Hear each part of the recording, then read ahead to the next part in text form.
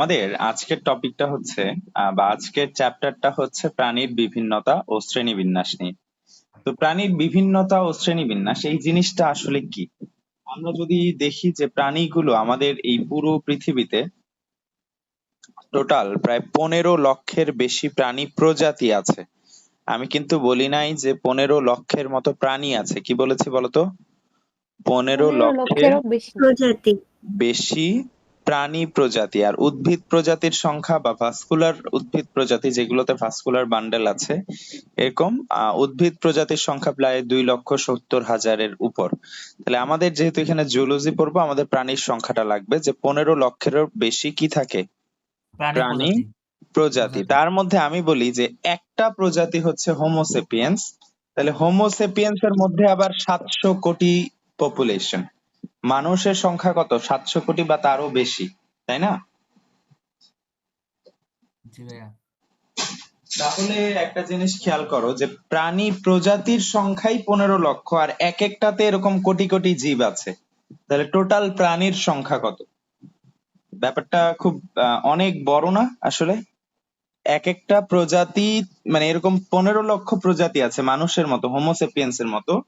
তো এইরকম এক একটা প্রজাতিতে আবার পরে কোটি কোটি প্রাণী আছে, ঠিক আছে? সো এটা আমাদের জন্য জানতে হবে যে অনেক বেশি প্রাণী। তো এতজন সম্পর্কে আসলে ইন্ডিভিজুয়ালি জানা, প্রত্যেকের সম্পর্কে এক এক করে জানা আমাদের জন্য সম্ভব নয়। তো যার কারণে আমাদেরকে এদেরকে কিছু ক্লাসে ভাগ করতে হয়। কিছু কিসে ভাগ করতে হয় বলতো? কিছু শ্রেণীতে ভাগ ক্লাস। করতে হয়। একটা সহজ উদাহরণ বলি। ধরো তোমার সামনে 10,000 স্টুডেন্টকে একটা জায়গায় দাঁড় করানো হলো।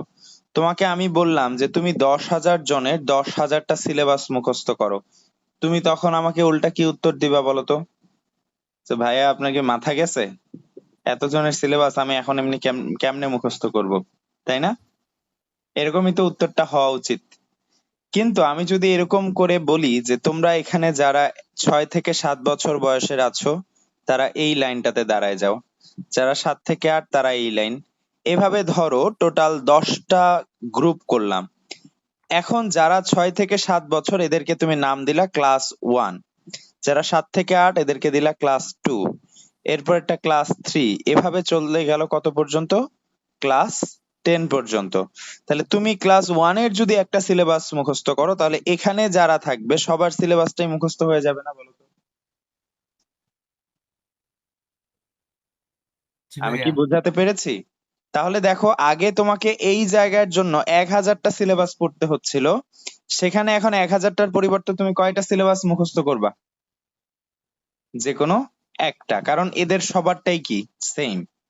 তাহলে এইরকম আমাদের প্রাণী অনেক বেশি আছে, কিন্তু আমরা যখন এটাকে ক্লাস বা শ্রেণীতে ভাগ করে নিব, তখন আমাদের কাজটা কি হয়ে যাবে বলতো? সহজ হয়ে যাবে ভাইয়া। কমে যাবে। আগে যেখানে তোমাকে 10,000টা সিলেবাস মুখস্থ করার লাগতো 10,000 জনের, এখন তুমি সেখানে মাত্র 10টা দিয়ে সেই কাজটা করে ফেলতে পারতেছো। এটা কেন করতে পারতেছো বলতো? জাস্ট বিকজ অফ যে তুমি এটাকে শ্রেণীতে ভাগ করে নিছো। এটাই হচ্ছে যে আমাদের যেহেতু প্রাণী প্রজাতি এত বেশি, এজন্য এদেরকে সবার সম্পর্কে আলাদা আলাদা জানা সম্ভব নয়। তো এজন্য আমরা কি করি, একটা গ্রুপ করে বা ক্লাসে ভাগ করে এদের সম্পর্কে জানি। তাহলে আমাদের এইটুকু মনে রাখা যাবে কিনা বা মনে রাখতে পারবো কিনা বলো, যে কেন আসলে আমাদের শ্রেণী বিন্যাসটা দরকার? এখন আমরা এই চ্যাপ্টারের নামটা থেকেই বুঝতে পারতেছি এখানে দুইটা পার্ট আছে, একটা হচ্ছে বিভিন্নতা, আরেকটা কি বলতো? শ্রেণীবিন্যাস। শ্রেণীবিন্যাস। তো আমরা প্রথমে বিভিন্নতা এটা নিয়ে আলোচনা করব। বিভিন্নতা মানে কি? এই যে ধরো তুমি এবং আমি, আমরা আলাদা, আমাদের কিছু না কিছু পার্থক্য আছে, আবার কিছু দিক থেকে মিলও আছে। আবার যদি তুমি দেখো যে একটা গরু আর একটা ছাগল, তারা কি সেম? একটা গরু আর একটা ছাগল তারা কি সেম হবে না আলাদা হবে বলতো? আলাদা হবে। তারাও আলাদা হবে, আলাদা কারণ হবে। তাদের আলাদা আলাদা প্রজাতি। তারা নর্মালি আলাদাই হবে। ঠিক আছে, আমরা মানুষ একই প্রজাতির হওয়া সত্ত্বেও আমাদের মাঝে পার্থক্য থাকে, তারা তো আলাদা প্রজাতি, তাদের মাঝেও পার্থক্য থাকবে। আবার একটা যেটা হচ্ছে ধরো যে একটা মাছ যেটা স্বাদু পানিতে থাকে, এরকম ধরো একটা মাছ রুই মাছ, আরেকটা মাছ যেটা নোনা পানিতে থাকে, এরকম ধরো একটা মাছ হচ্ছে তারা মাছ। তাহলে এই রুই মাছ আর তারা মাছের বৈশিষ্ট্য কি সেম হবে বলতো? না ভাইয়া। না। তাহলে এই বাসস্থানের ভিত্তিতেও একটা বিভিন্নতা তৈরি হয়। তো মনে রাখবা আমাদের যে বিভিন্নতাগুলো হয় সেগুলো হতে পারে একই প্রজাতির মাঝে। কি বললাম বলতো, প্রথম কথাটা কি বললাম?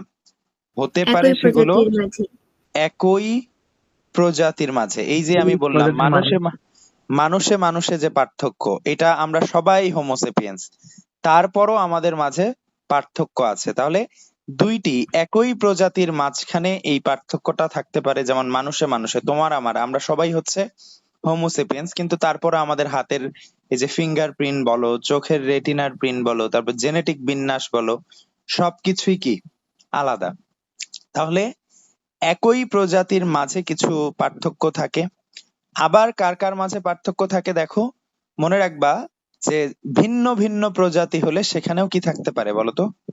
দুটি ভিন্ন প্রজাতির মাঝেও পার্থক্য থাকতে পারে, দুটি ভিন্ন প্রজাতির মাঝে। যেমন গরু ও ছাগল, অথবা মানুষ এবং গরু, এদের প্রজাতি মানে আলাদা।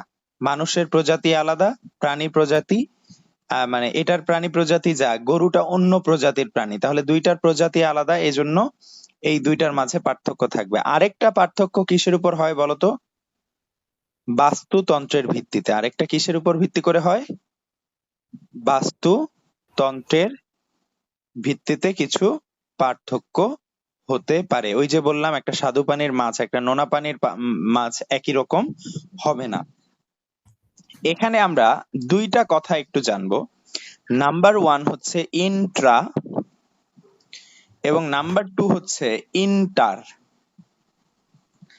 এখন ইন্ট্রা কথাটার মানে হচ্ছে অন্ত। ইন্ট্রা কথাটার মানে কি বলতো? অন্ত। ইন্টার কথাটার মানে হচ্ছে আন্ত। ইন্টার কথাটার মানে কি? আন্ত। আন্ত। আন্ত কথাটার সঠিক মিনিং হচ্ছে দুইটা জিনিসের মাঝে, দুইটি জিনিসের মাঝে। আর ইন্ট্রা বা অন্ত, সেটার মানে হচ্ছে একই জিনিসের অভ্যন্তরে। একই জিনিস একটা, তারই ভেতরে যদি কোনো কিছু নিয়ে আলোচনা করি তখন আমরা কোনটা ওয়ার্ড ইউজ করব বলতো? ইন্টা।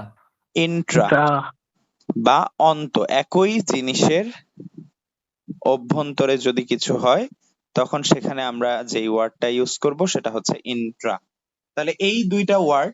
তাহলে আমাকে একটু বলো তো, আমি যদি বলি যে সাপোজ এ একটা স্কুল, বি একটা স্কুল, দুইটা আলাদা আলাদা স্কুল, এদের মাঝখানে যদি কোনো কম্পিটিশন হয়, এখানে আমি কোন ওয়ার্ডটা ইউজ করব? ইন্টার। অন্ত। ইন্টার বা আন্ত। এখানে আমি কোন ওয়ার্ডটা ইউজ করব বলতো? দুইটা আলাদা আলাদা স্কুল, তখন আমি ইন্টার বা কোনটা? আন্ত। ইন্টার বা আন্ত। তখন আমরা এই কম্পিটিশনটাকে বলবো ইন্টার স্কুল কম্পিটিশন, তাই না? জি ভাইয়া। আবার যদি এমন হতো যে একটাই স্কুল, এ স্কুল, তার অভ্যন্তরে আবার দুইটা ক্লাস, ধরো ক্লাস 6 এবং ক্লাস 7 এর মাঝে একটা কম্পিটিশন হচ্ছে একই স্কুলের মধ্যে দুইটা ক্লাসে, তখন এই জায়গায় আমরা কি বলবো? আন্ত স্কুল না অন্ত স্কুল? অন্ত স্কুল। এখানে আমরা বলবো হচ্ছে অন্ত স্কুল কম্পিটিশন। তাহলে দেখো ইন্ট্রা এই কথাটার মানে অন্ত, তাহলে এই জায়গায় আমরা বলবো ইন্ট্রা স্কুল কম্পিটিশন। আর যখন দুইটা আলাদা আলাদা স্কুলের মাঝে কম্পিটিশনটা হবে তখন এখানে কি বলবো? Inter school. School competition. এইটুকু ক্লিয়ার কিনা বলতো? জি ভাইয়া। আচ্ছা, স্কুলের উদাহরণ দিয়ে বললাম। এখন যেহেতু আমাদের এখানে পড়াটা হচ্ছে প্রজাতি ভিত্তিক, তাহলে দেখো তো প্রজাতি এর ইংরেজি হচ্ছে স্পেসিস। স্পেসিস কথাটার মানে কি?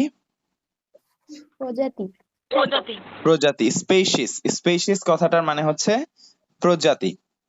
তাহলে যদি একই প্রজাতির মাঝে হয় এখানে আমরা কি বলবো? আন্তঃপ্রজাতিক না অন্তঃপ্রজাতিক?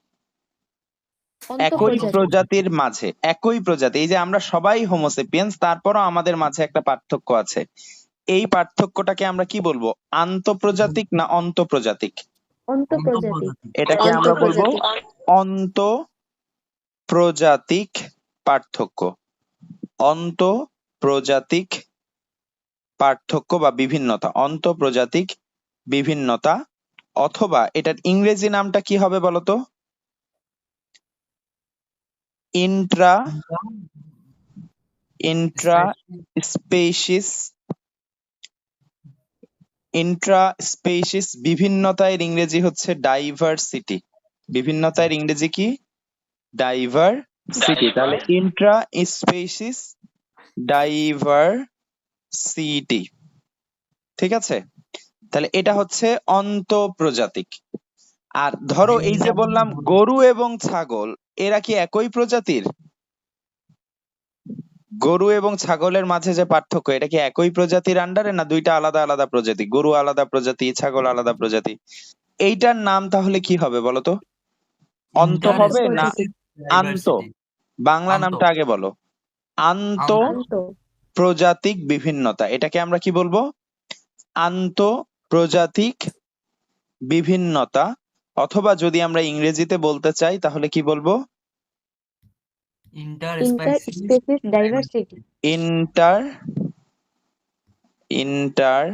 Species diversity. আচ্ছা, এবারে আসো বাস্তুতন্ত্রের ভিত্তিতে যে পার্থক্যটা বা বিভিন্নতাটা দেখা যায়, এটাকে বাংলায় বলা হয় বাস্তুতান্ত্রিক বৈচিত্র্য। কি বলা হয়? বাস্তুতান্ত্রিক বিভিন্নতা বা বৈচিত্র্য। বাস্তুতান্ত্রিক বিভিন্নতা বা বৈচিত্র্য। এইটার ইংরেজি নামটা কি মনে রাখবা? Ecosystem diversity. এটার ইংরেজি নামটা কি? Ecosystem diversity. এইটুকু কি ক্লিয়ার সবার? যে আমাদের পার্থক্য তাহলে বিভিন্নতা তাহলে কয় ধরনের হতে পারে বলতো? 3 ধরনের। 3 ধরনের। একটা হতে পারে একই প্রজাতির দুইটা প্রাণীর মাঝে, আরেকটা হতে পারে দুইটা ভিন্ন প্রজাতির দুইটা প্রাণীর মাঝে, আরেকটা হতে পারে দুই জায়গায় থাকা দুইটা প্রাণীর মাঝে। যদি একই প্রজাতির মাঝে কোনো পার্থক্য হয়, ধরো দুইজন মানুষের মাঝে পার্থক্য, এই পার্থক্যটাকে আমরা কি বলবো? অন্তঃপ্রজাতিক অথবা ইন্ট্রাস্পেসিস। এবার আসো দুইটা ভিন্ন ভিন্ন প্রজাতির মাঝে আলাদা আলাদা, এই যে গরু ছাগল, এই পার্থক্যটাকে আমরা কি বলবো? আন্তঃপ্রজাতিক বা ইন্টার স্পেসিস। আর যদি বাস্তুতন্ত্রের ভিত্তিতে কোনো বৈচিত্র্যতা হয় তখন এটাকে কি বলবো? বাস্তুতান্ত্রিক বা ইকোসিস্টেম ডাইভার্সিটি। এখন চলে আসো এদের কিছু কথা এখানে জানতে হবে। যে একই প্রজাতি, সবাই হোমোসেপিয়েন্স, তারপরও এদের বৈশিষ্ট্যে কিছু পার্থক্য আছে। কেন এই পার্থক্যটা কেউ কি জানো? এই পার্থক্যটা কেন? তোমরা জানো আমাদের সকল বৈশিষ্ট্য নিয়ন্ত্রণ করে কারা? জিন। আমাদের যত বৈশিষ্ট্য আছে সবগুলো নিয়ন্ত্রণ করে হচ্ছে ডিএনএ তে থাকা কিছু অংশ, যাদেরকে আমরা কি বলি? জিন। তাহলে আমাদের সবাই, যদিও আমরা একই প্রজাতির, আমাদের যদি এই জেনেটিক ভাবে বিন্যাসটা দেখি, সবার জেনেটিক বিন্যাসটা একরকম না। ওই যে আমরা বলি না যে ডিএনএ ফিঙ্গারপ্রিন্ট বা ডিএনএ এর মাধ্যমে, ডিএনএ দিয়ে আসলে আমরা দেখি ডিএনএ সিকোয়েন্সিং, এটার মাধ্যমে আমরা দেখি যে এরা আসলে একই প্রজাতির কিনা বা একই বাবা মায়ের সন্তান কিনা, এরকম দেখা হয়। তো বাবা মার সাথে সন্তানদেরটা কিছুটা মিল থাকে, ম্যাক্সিমাম পার্ট মিল থাকে। কিন্তু ধরো বাবা মার সাথে না হয়ে যদি অন্য কারোর সাথে এই ডিএনএ এর ইয়াটা দেখা হয়, তাহলে বেশ কিছুটা পার্থক্য দেখা যায়। তাহলে আমাদের একই প্রজাতি হওয়ার পরও আমাদের মাঝে পার্থক্যটা তৈরি হচ্ছে অ্যাকচুয়ালি জিনের পার্থক্যের জন্য। তাহলে বলতো এই যে অন্তঃপ্রজাতিক একই প্রজাতির মাঝে পার্থক্য তৈরি হচ্ছে, এটা কিসের জন্য হচ্ছে? এই পার্থক্যটা কিসের জন্য হচ্ছে? এটার কারণ হচ্ছে জিনের কারণে, ঠিক আছে? জিনের পার্থক্যের কারণে এই একই প্রজাতির মাঝে এই পার্থক্যটা হয়। জিনের পার্থক্য এর কারণে একই প্রজাতির মাঝে এই বিভিন্নতা দেখা যায়। তো এজন্য এই অন্তঃপ্রজাতিক বিভিন্নতা বা বৈচিত্র্যতা, এটার আরেকটা নাম হচ্ছে জিনগত বৈচিত্র্যতা। এটার আরেকটা নাম কি? যেহেতু জিনের পার্থক্যের জন্য এর তৈরি, এর উৎপত্তি, এর জন্য এটার আরেকটা নাম কি বলতো? জিনগত কি? বৈচিত্র্য। বিভিন্নতা বা বৈচিত্র্যতা, অথবা এটাকে আরেকটা নামে ডাকা হয়, সেটা হচ্ছে জেনেটিক ডাইভার্সিটি। এটাকে আরেকটা নামে কি নামে ডাকা হয়? Genetic diversity. Genetic diversity. মনে থাকবে এইটুকু বলো তো? তাহলে একই প্রজাতির মাঝে পার্থক্যটা তৈরি হচ্ছে কিসের জন্য? জিনের পার্থক্যের জন্য। এজন্য এটার আরেকটা নাম কি? জিনগত বিভিন্নতা বা বৈচিত্র্য। Genetic diversity. ঠিক আছে, এইটুকু ক্লিয়ার? তাহলে জি ভাইয়া। জিনগত বৈচিত্র্যতা আমরা কাকে বলবো, কোনটাকে বলবো, আন্তঃপ্রজাতিক না অন্তঃপ্রজাতিকটাকে? অন্তঃপ্রজাতি। অন্তঃপ্রজাতি। অন্তঃপ্রজাতিকটাকে আমরা জিনগত বলতে পারবো, ঠিক আছে, কিন্তু আন্তঃপ্রজাতিকটাকে আমরা জিনগত বলতে পারবো না। এইটার পার্থক্যটা কেন হচ্ছে? দুইটা আলাদা আলাদা প্রজাতি হওয়ার কারণে। এই আন্তঃপ্রজাতিক, এটা কেন এদের মাঝে পার্থক্য থাকতেছে? এটা নরমাল যে দুইটা আলাদা প্রজাতি, তাহলে পার্থক্য তো থাকবেই। তাহলে এদের পার্থক্যের কারণটা কি? এখানে যেমন পার্থক্যের কারণ ছিল জিনের মধ্যে পার্থক্য, তাহলে তাহলে এখানে পার্থক্যের কারণ হচ্ছে দুটি আলাদা প্রজাতি হওয়ার কারণে হওয়ায় এই পার্থক্য থাকে, এই পার্থক্যটা তৈরি হয় বা এই বিভিন্নতা তৈরি হয়, যার কারণে আমরা এইটাকে বলি হচ্ছে প্রজাতিগত বিভিন্নতা। আগেরটাকে কি বলছি বলতো? জিনগত। এটাকে আমরা কি বলবো? জিনগত। যেহেতু এটার কারণ প্রজাতি ভিন্ন হওয়ার কারণে এটা হচ্ছে, এজন্য এটাকে আমরা কি বলবো? প্রজাতিগত বিভিন্নতা। বিভিন্নতা। ঠিক আছে, তাহলে আমাকে একটু বলো যে যদি বলা হয় ধরো একটা মানুষের সাথে আরেকটা মানুষের পার্থক্য কোন ধরনের বা বিভিন্নতা নির্দেশ করে, অ্যান্সার কি হবে? অন্তঃপ্রজাতি। জিনগত। অন্তঃপ্রজাতিক বা জিনগত। যদি বলা হয় জিনগত। একটা ব্যাঙের সাথে একটা সাপ, কোন দিক থেকে পার্থক্য থাকবে? প্রজাতিগত বা প্রজাতিগত বা আন্তঃপ্রজাতিক।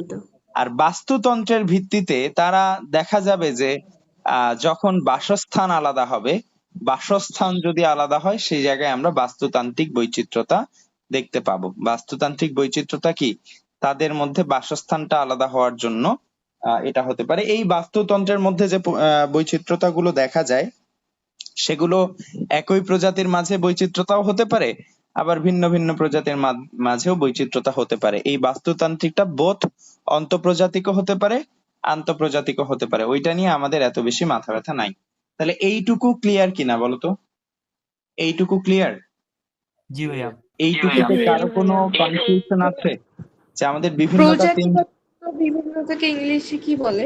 প্রজাতিগত স্পেসিস বিভিন্নতা। Diversity, species diversity, species diversity.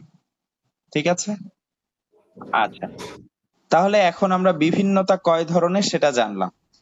তো এখন আরেকটা ওয়ার্ড সম্পর্কে একটু জানবো, সেটা হচ্ছে হটস্পট। কি সম্পর্কে জানবো? হটস্পট। আমরা মোবাইলে হটস্পট ইউজ করি, এছাড়া আমরা বাসায় ইন্টারনেট যে ইউজ করি, ওয়াইফাই রাউটার, সেটা একটা হটস্পট। এগুলো কিসের হটস্পট? এগুলো হচ্ছে নেটওয়ার্কের হটস্পট। তুমি যত ওই নেটওয়ার্কের কাছে যাবা, তত দেখবা যে তোমার এখানে দাগের সংখ্যা কি বাড়তেছে। যত দূরে যাবা, দাগের সংখ্যাটা কি হবে বলতো? কমবে, তাই না?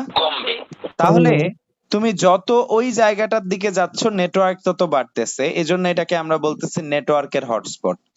এখন ধরো কোনো একটা রোগ যেখানে বেশি হয়, ধরো কিছুদিন আগে আমরা দেখছিলাম যখন কোভিড হয়েছিল, এক পর্যায়ে দেখা গেছিল আমাদের ইন্ডিয়া রিজিয়নটা অনেক বেশি কি এফেক্টেড হচ্ছিল, এই জন্য ইন্ডিয়াকে বলা হচ্ছিল করোনার হটস্পট। আবার এক পর্যায়ে দেখা গেছিল যে ফ্রান্সে এটা আক্রান্ত হচ্ছে বেশি, তখন হটস্পট কাকে বলা হচ্ছিল? ফ্রান্সকে। তার মানে যেখানে যেই জিনিসটা বেশি হয়, ওই জায়গাটাকে বলা হয় ওই জিনিসের হটস্পট। ওই জায়গাটাকে কি বলা হবে? ওই জিনিসের হটস্পট। তাহলে যেখানে বৈচিত্র্য বেশি, তোমাকে যদি বলা হয় জীব বৈচিত্র্যের হটস্পট বলতে কি বোঝো? আমরা আগে হটস্পট টুকু বুঝছি কিনা সেটা বলো তো। জি ভাই। আচ্ছা, এখন যদি তোমাকে বলা হয় যে জীব বৈচিত্র্যের হটস্পট বলতে কি বুঝো, তাহলে এখানে কি বেশি হবে? নেটওয়ার্কের হটস্পটে বেশি নেটওয়ার্ক থাকে, রোগের হটস্পটে বেশি রোগ হয়, তাহলে জীব বৈচিত্র্যের হটস্পটে কি হবে বলতো? জি বেশি বৈচিত্র্য বেশি বৈচিত্র্য হবে। হবে, বেশি হুম, বৈচিত্র্য থাকবে। তাহলে মনে রাখবা, যেখানে প্রজাতিগত বৈচিত্র্য বেশি হয়, অ্যাকচুয়ালি কোন বৈচিত্র্য, যেখানে মনে রাখবা যে প্রজাতিগত বৈচিত্র্য বেশি হয়, অনেক প্রজাতি এক জায়গায় বাস করে, প্রজাতিগত বৈচিত্র্য বেশি, যেখানে প্রজাতিগত বৈচিত্র্য বেশি হয়, যেখানে প্রজাতিগত বৈচিত্র্য বেশি হয়, সেই জায়গাটাকে আমরা বলবো হচ্ছে কি, জীব বৈচিত্র্যের বৈচিত্র্যের হটস্পট, হটস্পট। অথবা এটাকে বলা হয় বায়োডাইভার্সিটি হটস্পট। ইংরেজি নাম দরকার নাই, শুধু এইটুকু বললেই হবে। তাহলে প্রজাতিগত পার্থক্যটা যেখানে অনেক বেশি হবে, সেটাকে আমরা কি বলবো বলতো, জীব বৈচিত্র্যের হটস্পট। মনে থাকবে? হটস্পট। তাহলে বলো তো, বাংলাদেশের ক্ষেত্রে কোন জায়গাটাকে আমরা এই জীব বৈচিত্র্যের হটস্পট বলতে পারি? একটা অঞ্চল আছে যে, সুন্দরবন। সুন্দরবন। সুন্দরবনকে আমরা জীব সুন্দরবনকে। বৈচিত্র্যের হটস্পট বলতে পারি, কারণ সেখানে স্বাদু পানির জীব খুব কমই আছে, কিন্তু আছে। এছাড়া নোনা পানির জীব আছে, মাছ আছে, ব্যাঙ আছে, পাখি আছে, অনেক ধরনের সাপ আছে, রয়্যাল বেঙ্গল টাইগার আছে, কি নেই সেখানে। ওখানে এত এত প্রজাতি, পাখিরই প্রায় 400-500-র মতো প্রজাতি আছে। তো তার মানে ওখানে প্রজাতিগত বৈচিত্র্য অনেক বেশি। এজন্য আমাদের দেশের জন্য কোনটাকে আমরা হটস্পট বলতে পারবো বলতো? সুন্দরবন। সুন্দরবনকে। ঠিক আছে, আমরা এখন আহ, আমাদের বিভিন্নতা শেষ করলাম, এবার আমরা চলে যাব শ্রেণীবিন্যাস। এবার কোথায় যাব বলতো? এবার কোন শ্রেণীবিন্যাস। জায়গায় ঢুকবো? শ্রেণীবিন্যাস। তো মনে রাখবা, সর্বপ্রথম শ্রেণীবিন্যাসের ধারণা পাওয়া যায় অ্যারিস্টটল থেকে। কোথা থেকে ধারণাটা পাওয়া যায়? প্রথম কার থেকে? অ্যারিস্টটল থেকে। অ্যারিস্টটল থেকে। অ্যারিস্টটল, আমরা এখন যেটা পড়বো সেটা হচ্ছে অ্যারিস্টটলের শ্রেণীবিন্যাস। কি পড়বো? অ্যারিস্টটলের শ্রেণীবিন্যাস। তার আগে তিনটা কথা একটু লিখে নাও। নাম্বার ওয়ান, যে জীববিজ্ঞানের জনক বা জীববিজ্ঞান, জীব বিজ্ঞান এই কথাটা বা বায়োলজি শব্দের প্রবক্তা, জীববিজ্ঞান অথবা কোন শব্দ? বায়োলজি। বায়োলজি শব্দটা প্রবক্তা হচ্ছে যিনি, তার নাম ল্যামার্ক। তার নাম কি? লেমার্ক। ল্যামার্ক। এরপরে মনে রাখবো, বায়োলজির আবার দুইটা পার্ট আছে, একটা জুলজি, একটা বোটানি। তো জুলজি যেটা মানে প্রাণীবিদ্যা, জুলজি প্রাণীবিদ্যা, এটার জনক হচ্ছে অ্যারিস্টটল। এটার জনক কে? অ্যারিস্টটল। ঠিক আছে। আর আরেকটা জিনিস লিখে নাও, বোটানি বা উদ্ভিদ বিজ্ঞান, এর জনক বলা হয় থিওফ্রাস্টাসকে। কাকে? থিওফ্রাস্টাস। তাহলে বায়োলজি শব্দটার প্রবক্তা কে বলতো? লেমার্ক। ল্যামার্ক। এরপরে জানলাম যে বোটানি শব্দটা কে, উদ্ভিদ বিজ্ঞান শব্দটা কে প্রথম প্রয়োগ করেন? অ্যারিস্টটল। থিওফ্রাস্টাস। উদ্ভিদ বিজ্ঞান থিওফ্রাস্টাস। থিওফ্রাস্টাস। আর প্রাণী বিজ্ঞানের জনক কে? অ্যারিস্টটল। অ্যারিস্টটল। তাহলে তিনটা জনক মনে থাকবে সবার। জি ভাইয়া। জি তাহলে ভাইয়া। প্রাণী বিজ্ঞানের জনক, যেহেতু আমরা এখানে প্রাণী বিজ্ঞান পড়ছি, প্রাণী বিজ্ঞানের জনক কে? অ্যারিস্টটল। এরিস্টটল। এখন আমরা আলোচনা করব এই অ্যারিস্টটলের শ্রেণীবিন্যাস নিয়ে। অ্যারিস্টটল প্রথম প্রাণীকে তার মেরুদণ্ডের ভিত্তিতে দুই ভাগে ভাগ করেন। তার মেরুদণ্ড আছে নাকি নেই, এটার ভিত্তিতে, মেরুদণ্ডের ভিত্তিতে দুই ভাগে ভাগ করেন। নাম্বার ওয়ান মেরুদণ্ডী, আর নাম্বার টু হচ্ছে অমেরুদণ্ডী। মেরুদণ্ডী প্রাণী, আর একটা কি? অমেরুদণ্ডী প্রাণী। তাহলে কয় ভাগে ভাগ করেন তিনি বলতো? দুই ভাগে। দুই ভাগে। কি কি সেগুলো? মেরুদণ্ডী ও অমেরুদণ্ডী। দুই ভাগে। মেরুদণ্ডী এবং অমেরুদণ্ডী। এরপরে তিনি আবার এই মেরুদণ্ডীটাকে দুই ভাগে ভাগ করেন। মেরুদণ্ডী প্রাণী, এরা সাধারণত লাল রক্তযুক্ত। মেরুদণ্ডীটাকে দুই ভাগে ভাগ করেন না, একটু দেখো মেরুদণ্ডী গুলো কি রক্তযুক্ত হয় বলতো? লাল রক্তযুক্ত। লাল রক্তযুক্ত হয়। আর অমেরুদণ্ডীগুলো লাল রক্তবিহীন হয়। অমেরুদণ্ডীগুলো কি হয়? লাল রক্তবিহীন হয়, এদের লাল রক্ত থাকে না। তাহলে যারা মেরুদণ্ডী এদের রক্তটা কেমন হয়? লাল। লাল। আর যারা অমেরুদণ্ডী এদের রক্তটা কেমন হয়? লাল রক্তবিহীন। রঙহীন। বর্ণহীন। আচ্ছা দেখো, যাদের লাল রক্ত থাকে, বায়োলজিতে একটা শব্দ আছে, সেটা হচ্ছে এ। এটা সব জায়গায় পাবা, এ বা ইংরেজিতে লিখলে এ। এই কথাটা যখন কোনো কিছুতে থাকে তখন সেটা দ্বারা নেই বা নয় বোঝায়। কি বোঝায়? নেই নেই বা বা নয়। নয় বা না, মানে নেগেটিভ কোনো কিছু বোঝায়। তাহলে যার লাল রক্ত আছে, মনে রাখবা এখানে লাল রক্তটাকে নাইমা বলা হচ্ছে, NAIMA। নাইমা মানে কি? অ্যাকচুয়ালি নাইমা না, জিনিসটা হচ্ছে নেমিয়া। জিনিসটা কি অ্যাকচুয়ালি কি? নেমিয়া, কিন্তু এখানে ভুলে অথবা কোনো কারণে এটা কি হয়ে গেছে, নেমিয়া মানে রক্ত, বা কোনো কিছুর শেষে যদি মিয়া থাকে এই কথাটার মানে হচ্ছে রক্ত। ঠিক আছে? তাহলে নাইমা বা নেইমা এটার মানে কি? রক্ত।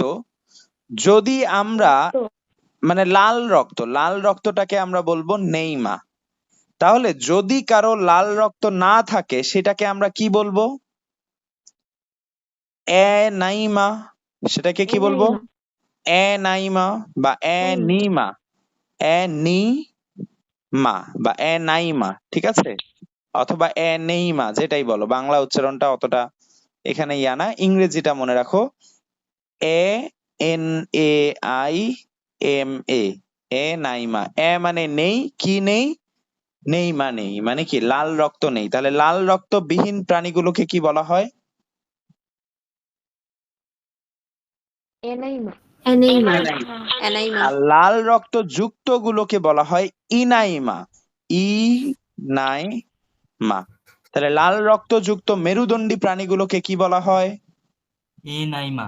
ইনাইমা। আর লাল রক্ত বিহীন, লাল রক্ত নাই এরকম অমেরুদণ্ডী প্রাণীগুলোকে কি বলা হয়? এনাইমা। এনাইমা। অ্যানাইমা। মানে কি? এনাইমা। বায়োলজিতে কথাটার মানে কি?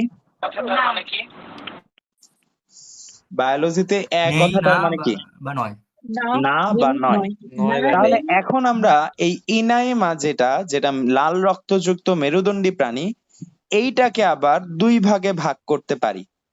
এদের কেউ কেউ ডিরেক্ট সন্তান প্রসব করে জরায়ুর মধ্যে। জরায়ুর মধ্যে সন্তান থাকে, মায়ের পেটেই সন্তানটা বড় হয়, শেষে গিয়ে সন্তান প্রসব করে। তাহলে যারা এরকম সন্তান প্রসব করে, সন্তান প্রসব করে, তাদেরকে বলা হয় জরায়ুজ প্রাণী। কি বলা হয়? জরায়ুজ প্রাণী। আর যারা ডিম পারে, সন্তান প্রসব করে না, তারা কি পারে? যারা ডিম পারে তাদেরকে বলা হয় ডিম্বজ প্রাণী। তাদেরকে কি বলা হয় বলতো? ডিম্বজ প্রাণী। তাহলে এই যারা মেরুদণ্ডী তাদের মাঝে আবার কয় ভাগ করলাম বলতো? দুই ভাগ। দুই ভাগে। কি? একটা প্রথমটা হলো হচ্ছে যারা সন্তান প্রসব। ডিরেক্ট সন্তান প্রসব জরায়ুজ ও করে, ডিম্বজ। আর আরেকটা হচ্ছে যারা ডিম পারে। যারা ডিম পারে তাদেরকে বলি ডিম্বজ, আর যারা সন্তান প্রসব করে এদেরকে বলি জরায়ুজ।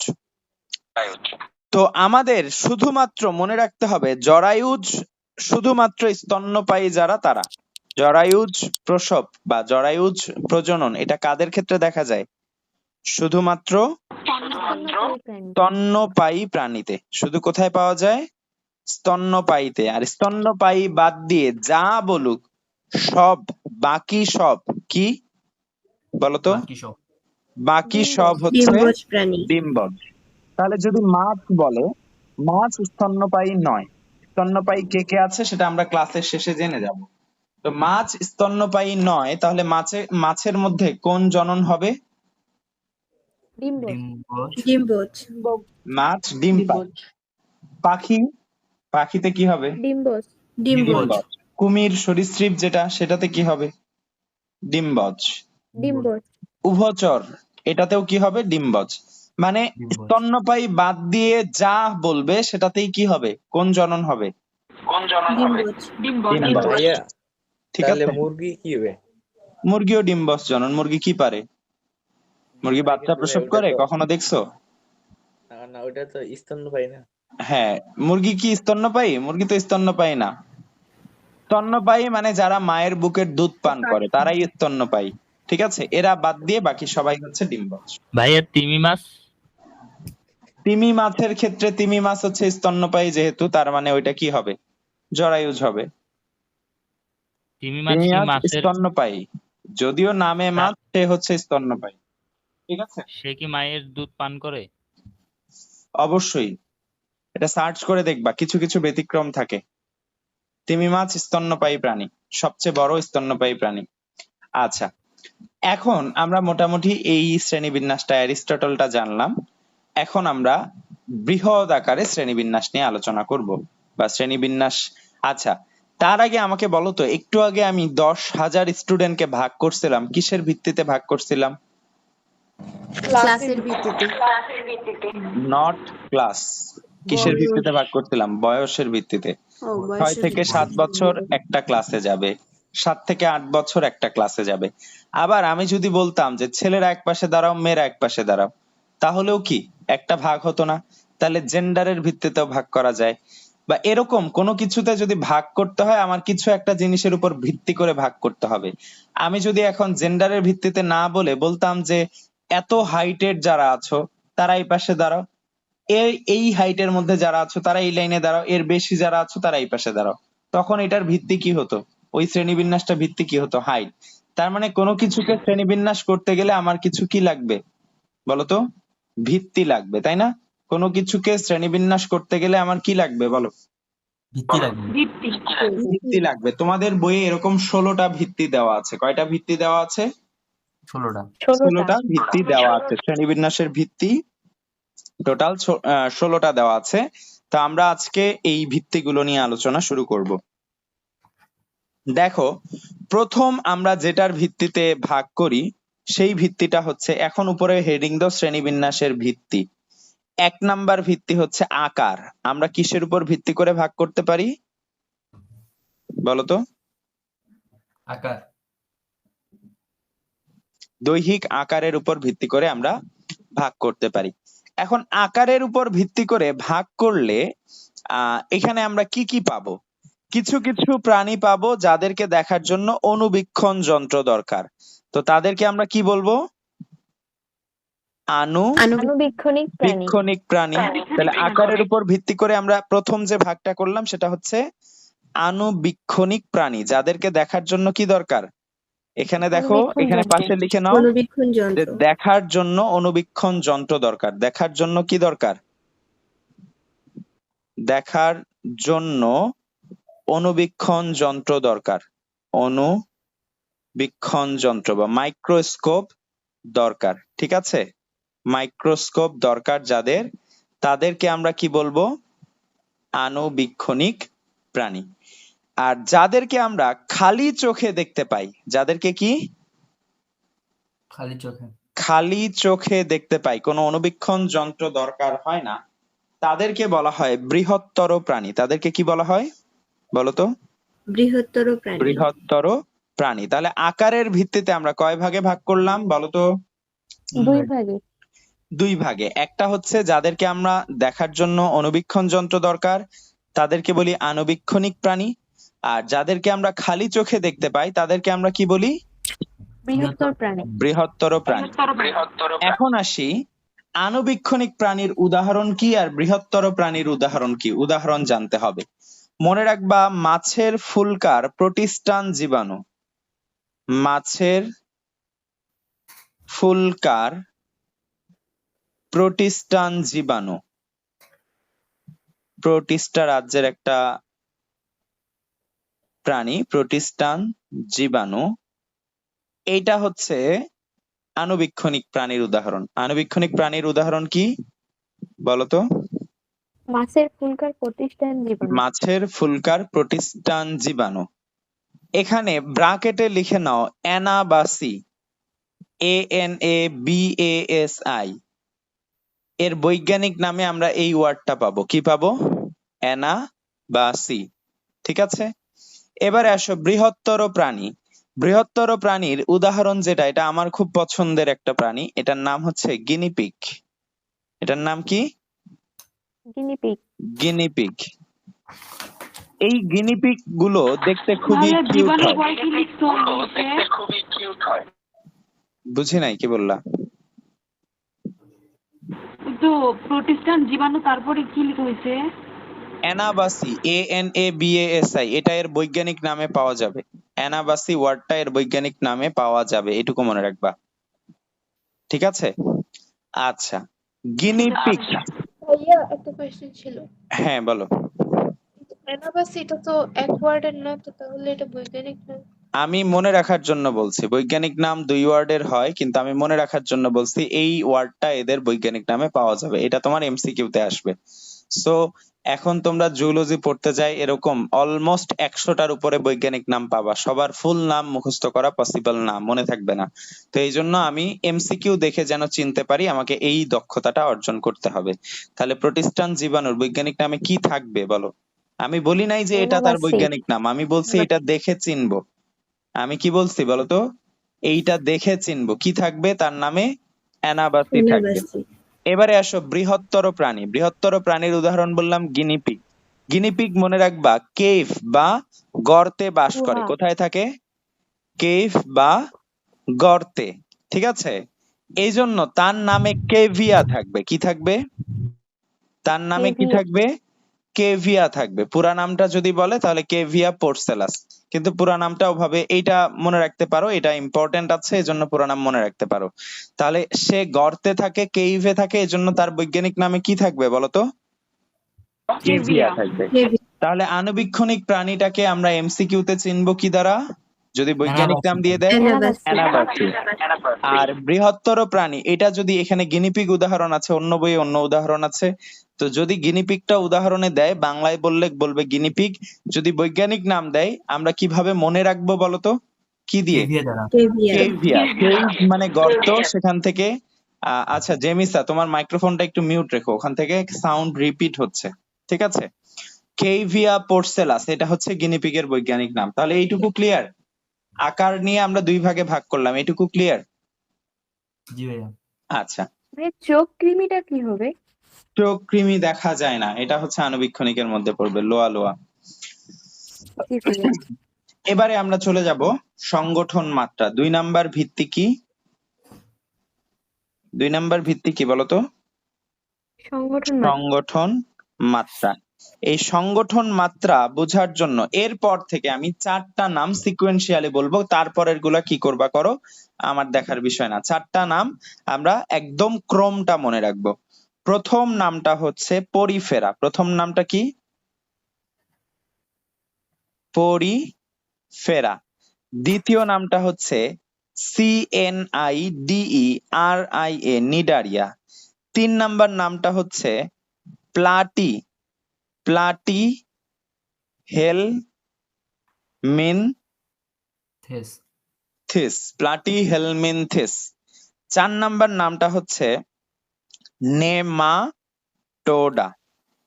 এইরকম কয়টা নাম আমরা সিকোয়েন্সিয়ালি মনে রাখবো বলতো? একদম ক্রম অনুযায়ী মনে রাখতে হবে। তাহলে এক কথাটা বলার সাথে সাথে এখানে মাথায় কি আসবে? 1 Porifera. Number Porifera. Porifera. 2 number বলার সাথে সাথে মাথায় কি আসবে? নিডারিয়া। নিডারিয়া। নিডারিয়া। 3 নাম্বার বলার সাথে সাথে মাথায় কি আসবে? প্লাটি প্লাটি হেলমিনথিস। হেলমিনথিস। 4 নাম্বার বলার সাথে সাথে নেমাটোডা। নেমাটোডা। এখন বাকিগুলোর ক্রম চেঞ্জ হলেও কোনো ঝামেলা নাই, কিন্তু 4টা নাম আমরা মনে রাখবো। বাকি 4টা বা 5টা নাম দেখো, বাকি 5টা নাম কি কি এখানে দেখো। প্রথমেই পাবো নেমাটোডার পরে আমি সাধারণত অ্যানিলিডা পড়াই, বইয়ে মলাস্কা থাকে, তো এখানে অ্যানিলিডাটা একটু মনে রাখবা। তারপরে হচ্ছে মলাস্কা, মলাস্কা। এরপরে হচ্ছে আর্থ্রোপোডা। কি? আর্থ্রোপোডা। আর্থ্রোপোডা। লাস্টেরটা হচ্ছে একাইনোডার্মাটা, ECHINODERMATA। আর শেষে একটা আছে, সেটা হচ্ছে করডাটা। শেষেরটা কি? করডাটা। তো করডাটা অ্যাকচুয়ালি এটার সঠিক উচ্চারণ করলে ফেসবুকীয় ভাষায় উচ্চারণ করলে হবে চরদাতা। যাই হোক, আমরা মনে রাখবো করডাটা। তাহলে এই 8টা নামের মধ্যে কোন সিকোয়েন্সটা ভুল করা যাবে না বলো তো? প্রথম চারটা নাম। 9টা নামের মধ্যে প্রথম 4টার সিকোয়েন্স কখনোই কোনোভাবে ভুল করা যাবে না। Porifera, Cnidaria, Platyhelminthes, Nematoda. কি বলছি? Porifera, Cnidaria, Platyhelminthes, Nematoda. আচ্ছা, এখন আসো, বাকিগুলো ভুল হলেও চলবে, কারণ এদের ওই সংখ্যাটা দিয়ে আমাদের তেমন ইম্পর্টেন্ট কিছু কাজ নাই। তো টোটাল এখানে আমরা যেগুলো লিখছি এগুলোকে বলা হয় পর্ব। এগুলোকে কি বলা হয়? পর্ব। এগুলো অ্যাকচুয়ালি হচ্ছে মেজর পর্ব। এদেরকে কি বলা হয় বলতো? মেজর পর্ব। মেজর পর্ব টোটাল আছে 9টা। মেজর পর্ব টোটাল কয়টা আছে বলতো? 9টা। 9টা। তার মধ্যে উপরের যে 8টা আছে, এই 8টা হচ্ছে অমেরুদণ্ডী। এই 8টা কি?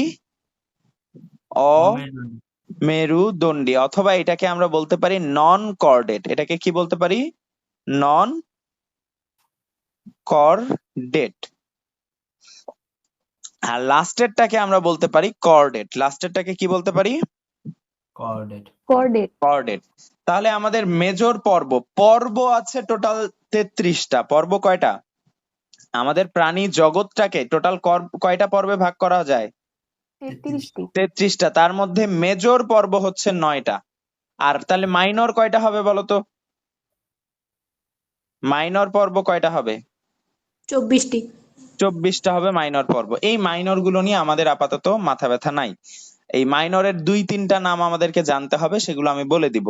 টিনোফোরা, তারপরে হচ্ছে 2-3টা নাম জাস্ট লিখে নাও। টিনোফোরা, হেমিকর্ডাটা এবং আরেকটা হচ্ছে রোটিফেরা। এই 3টা নাম লিখে রাখো, জাস্ট এগুলো আমাদের উদাহরণে আসবে। তো এই 3টা নাম একটু মনে রাখতে হবে। CTENOPHORA, টিনোফোরা, রোটিফেরা এবং আরেকটা লিখো হচ্ছে হেমিকর্ডাটা। হেমিকর্ডাটা। এগুলো কোন পর্বের নাম বলতো? এগুলো কি মেজর পর্বের নাম না মাইনর পর্বের নাম? মাইনর এগুলো পর্ব। এগুলো মাইনর পর্বের নাম। আরো এরকম কয়টা, এখানে যেহেতু 3টা লিখছে আরো এরকম 21টা আছে, সেগুলো জানার দরকার নাই। কিন্তু আমাদের জানতে হবে কোনগুলো, যেটা must to know. Must to know কোনটা জানতে হবে? মেজর পর্বগুলো। মেজর পর্বগুলোকে আবার 2 ভাগে ভাগ করা হয়। 8টা কি? নন কর্ডেট, আর একটা কি? কর্ডেট। তাহলে এদের মাঝে আবার বলতো কোন 4টা সিকোয়েন্সিয়ালি মনে রাখতেই হবে?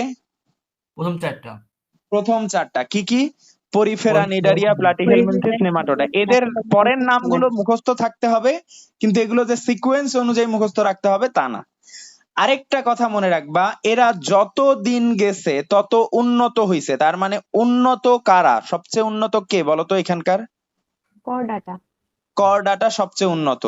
আর যত আগের যেটা শুরুর দিকে ছিল সেটা তত অনুন্নত। তাহলে এখানকার সবচেয়ে অনুন্নত পর্ব কোনটা? পরিফেরা। পরিফেরা। তাহলে এইটা একটু লিখে নাও, সবচেয়ে উন্নত হচ্ছে করডাটা আর সবচেয়ে অনুন্নত হচ্ছে কে? পরিফেরা। লিখছো এগুলো? এই ইনফরমেশন গুলো আমাদের সংগঠন মাত্রার সাথে আসবে না, মানে আমাদের এর পরের পার্টটা পড়তে এই ইনফরমেশন গুলো লাগবে। সবার কি এইটুকু ক্লিয়ার? বলো, রেসপন্স করো। এখন তাহলে আমরা পড়বো সংগঠন মাত্রা। সংগঠন মাত্রা পড়তে গিয়ে আরেকটা জিনিস লাগবে, সেটা একটু লিখে নাও। ভাইয়া, হ্যাঁ বলো বলো। বোর্ড কি ঝাপসা? বোর্ড কি ঝাপসা দেখাচ্ছে? বাকিরা একটু রেসপন্স করো তো। না মানে একবার ঝাপসা দেখাচ্ছে আর একবার ক্লিয়ার হচ্ছে এরকম। এখন কেমন দেখায়? এখন ক্লিয়ার। ক্লিয়ার দেখাচ্ছে। আচ্ছা ঠিক আছে। তাহলে একটু এখন আমরা সংগঠন মাত্রা নিয়ে আলোচনা করব। সংগঠন মাত্রা এখনো আমরা যাই নাই। সংগঠন মাত্রায় যেতে আরেকটু টাইম লাগবে। আমরা সংগঠন মাত্রাটা এখনই লিখবো না, এগুলো কিছু বেসিক আলোচনা। সংগঠন মাত্রাটা কেটে দিতে পারো। তো একটা জিনিস একটু লিখে নাও, আমাদের দেহের গাঠনিক একককে কি বলা হয়? সেল। কোষ। সেল বা কোষ। কোষগুলো মিলে কি গঠন করে? কিছু কোষ মিলে কি টিস্যু। গঠন করে? টিস্যু। টিস্যু বা কলা। এরপরে আমাদের জানতে হবে যে টিস্যু গুলো মিলে গঠন করে অঙ্গ। টিস্যু গুলো মিলে কি গঠন করে? অঙ্গ বা অর্গান। অঙ্গ বা অর্গান। কিছু অঙ্গ মিলে গঠন করে তন্ত্র, কিছু অঙ্গ মিলে কি গঠন করে? তন্ত্র বা সিস্টেম। আর কিছু তন্ত্র মিলে আলটিমেটলি গঠন করে বডি। কিছু তন্ত্র মিলে কি গঠন করে? বডি। বডি। তাহলে এই লাইনটা কি সবার ক্লিয়ার? যে কিছু কোষ, কোষ থেকে হয় টিস্যু, টিস্যু থেকে হয় অঙ্গ, অঙ্গ থেকে হয় তন্ত্র, তন্ত্র থেকে হয় বডি বা দেহ। তাহলে আমরা যদি বলি যে কেউ কেউ শুধুমাত্র কোষ দ্বারা গঠিত, তাদের কোনো টিস্যু হয় না। আবার কিছু থাকবে যারা কোষগুলো মিলে টিস্যু হবে কিন্তু আর পরের ধাপে আসবে না, অঙ্গ টঙ্গ এরকম কিছু থাকবে না। আবার কিছু থাকবে যাদের অঙ্গ থাকবে কিন্তু কোনো তন্ত্র বা এরকম কিছু থাকবে না। আবার যারা সবচেয়ে উন্নত তাদের লাস্ট পর্যন্ত কি তৈরি হবে? বডি। তন্ত্র, তন্ত্র তৈরি হবে। তন্ত্র গুলো মিলেই তো বডি, তাই না? একদম লাস্ট হচ্ছে তন্ত্র। তাহলে বলো তো কেউ কেউ এসে কোথায় আটকা পড়লো? সেলে আটকা পড়লো, তার কোষ। সামনে আর আগাইতে পারলো না। আবার কিছু এসে টিস্যু মানে সেলগুলো মিলে তাদের কি গঠন করবে? টিস্যু টিস্যু বা গঠন কলা। করবে, সেখানে এসে আটকা পড়ে যাবে, টিস্যু মিলে আর অঙ্গ তৈরি হবে না। আবার কিছু প্রাণী থাকবে যাদের অঙ্গ পর্যন্তই সীমাবদ্ধ থাকবে, অঙ্গগুলো মিলে কোনো তন্ত্র গঠন হবে না। আবার কিছু প্রাণী থাকবে যাদের কি হবে বলতো? অঙ্গগুলো মিলে কি গঠন করবে?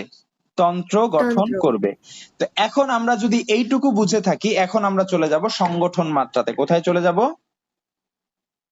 সংগঠন মাত্রা।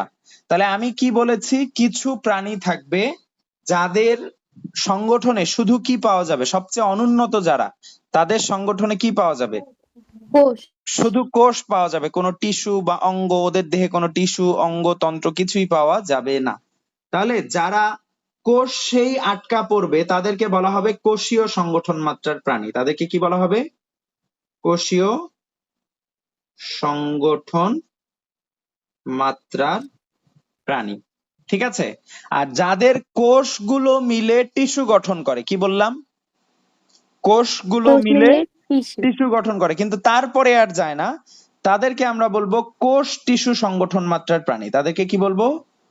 কোষ। কোষগুলো মিলে যেহেতু টিস্যু গঠন করছে এজন্য কি বলবো? কোষ টিস্যু সংগঠন মাত্রার প্রাণী। ঠিক আছে? আবার কিছু কিছু প্রাণী থাকবে যাদের টিস্যু গুলো মিলে কি হবে বলতো? অঙ্গ গঠন হবে। তাদেরকে আমরা কি বলবো? টিস্যু অঙ্গ সংগঠন মাত্রার প্রাণী। ঠিক আছে? সংগঠন মাত্রা। আর লাস্টেরটা কি হবে? কিছু অঙ্গ মিলে কারো কি তৈরি হবে? তন্ত্র। তাদেরকে আমরা কি বলবো? অঙ্গতন্ত্র। অঙ্গ মিলে, আগেরটা কারা মিলে পরেরটা কি তৈরি করে। তাহলে অঙ্গ মিলে যেহেতু তন্ত্র গঠন করে তাহলে এদের নাম কি হবে? অঙ্গতন্ত্র সংগঠন মাত্রা। তাহলে সংগঠন মাত্রা টোটাল কয় টাইপের দেখা যায় বলতো? 4 টাইপের। 4 টাইপের। যাদের গুলো কোষেই আটকা পড়ে যায় তাদেরকে কি বলবো? কোষীয় সংগঠন। কোষীয় সংগঠন মাত্রার প্রাণী। যাদের গুলো কোষ মিলে টিস্যু হচ্ছে, আর কিছুতে যাচ্ছে না, তাদেরকে কি বলবো? কোষ টিস্যু সংগঠন মাত্রার প্রাণী। প্রাণী। যাদেরটা টিস্যু গুলো মিলে অঙ্গতে এসে থেমে যাবে, পরের ধাপে আর যাবে না, তাদেরকে কি বলবো? টিস্যু অঙ্গ সংগঠন মাত্রার প্রাণী। সংগঠন মাত্রা। আর যাদের ক্ষেত্রে অঙ্গগুলো মিলে তন্ত্র গঠন করবে তাদেরকে কি বলবো? অঙ্গতন্ত্র সংগঠন মাত্রার প্রাণী। এখন তাহলে এখান থেকে দেখে কোন সংগঠন মাত্রাটা সবচেয়ে অনুন্নত মনে হচ্ছে? কোষীয় সংগঠন মাত্রা। আর এই পাশে 9টা পর্বের মধ্যে কোনটা সবচেয়ে অনুন্নত ছিল? পরিফেরা। পরিফেরা। তাহলে এখানে একটু উদাহরণ লিখে নাও। কোষ 1, টিস্যুতে 2, সংগঠনে 3, আর অঙ্গতন্ত্রতে যাবে 4 থেকে 9। মনে থাকবে? তাহলে বলো তো কোষীয় সংগঠন মাত্রার উদাহরণ কোন পর্বের প্রাণী? পরিফেরা। পরিফেরা। কোষ মিলে টিস্যু গঠন করবে কোন পর্বের প্রাণীতে? নিডারিয়াতে। এখানে আর এক্সট্রা কিছু পাওয়া যাবে না। টিস্যু গুলো মিলে অঙ্গ গঠন করবে কোন পর্বের প্রাণীতে? প্লাটিহেলমিনথেস। প্লাটিহেলমিনথেসে কি তাহলে কোনো তন্ত্র পাওয়া যাবে? কোনো তন্ত্র পাওয়া যাবে না, অঙ্গতেই শেষ। আর অঙ্গতন্ত্র কে কে বলতো? নেমাটোডা থেকে কর্ডাটা। নেমাটোডা থেকে কর্ডাটা। এখন এই অঙ্গ সংগঠন মাত্রার এখানে আরো কয়েকটা নাম দেওয়া আছে। ধরো চোখ, আমাদের যদি শুধু চোখের কথা বলে, এটা কি? এটা কি কোনো তন্ত্র না একটা অঙ্গ শুধু? অঙ্গ। অঙ্গ।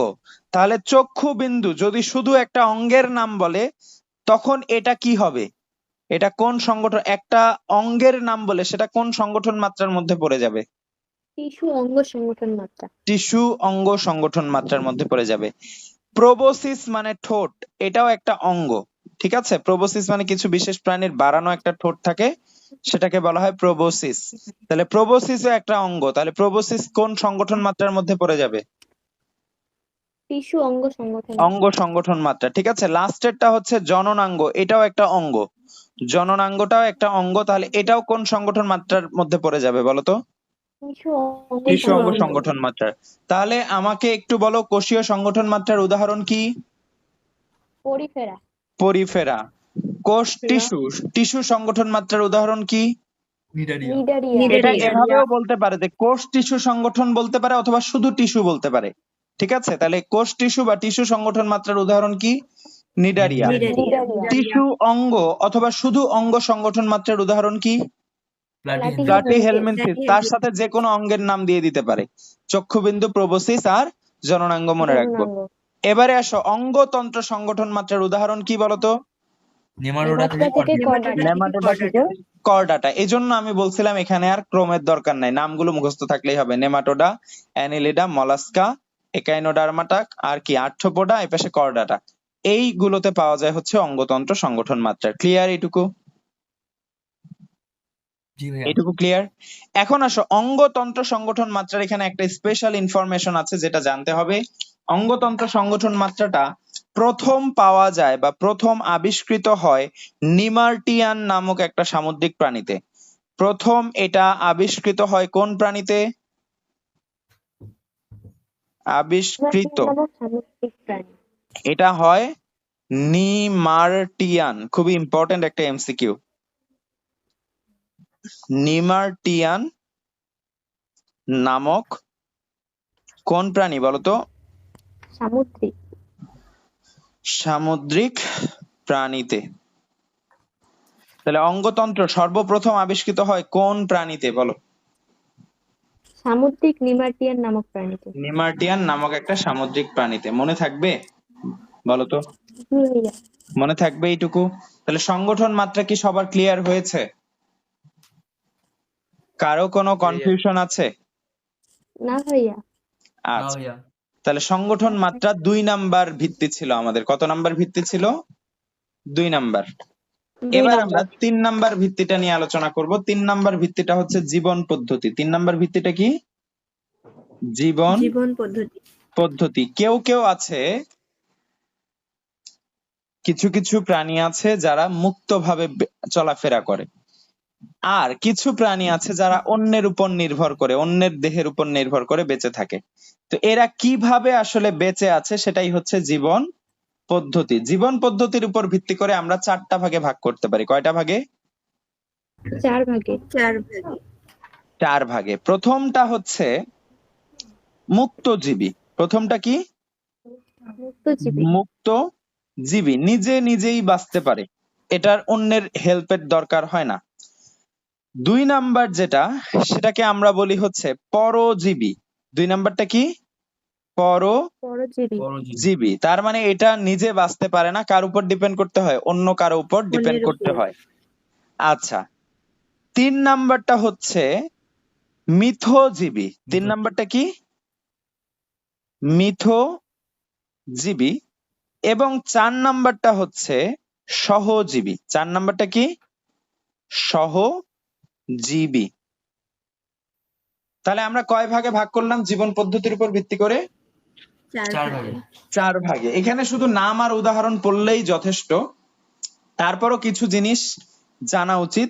মুক্তজীবী মানে এরা কি থাকবে? স্বাধীন। থাকবে। এরা স্বাধীন, কারো অধীনে না।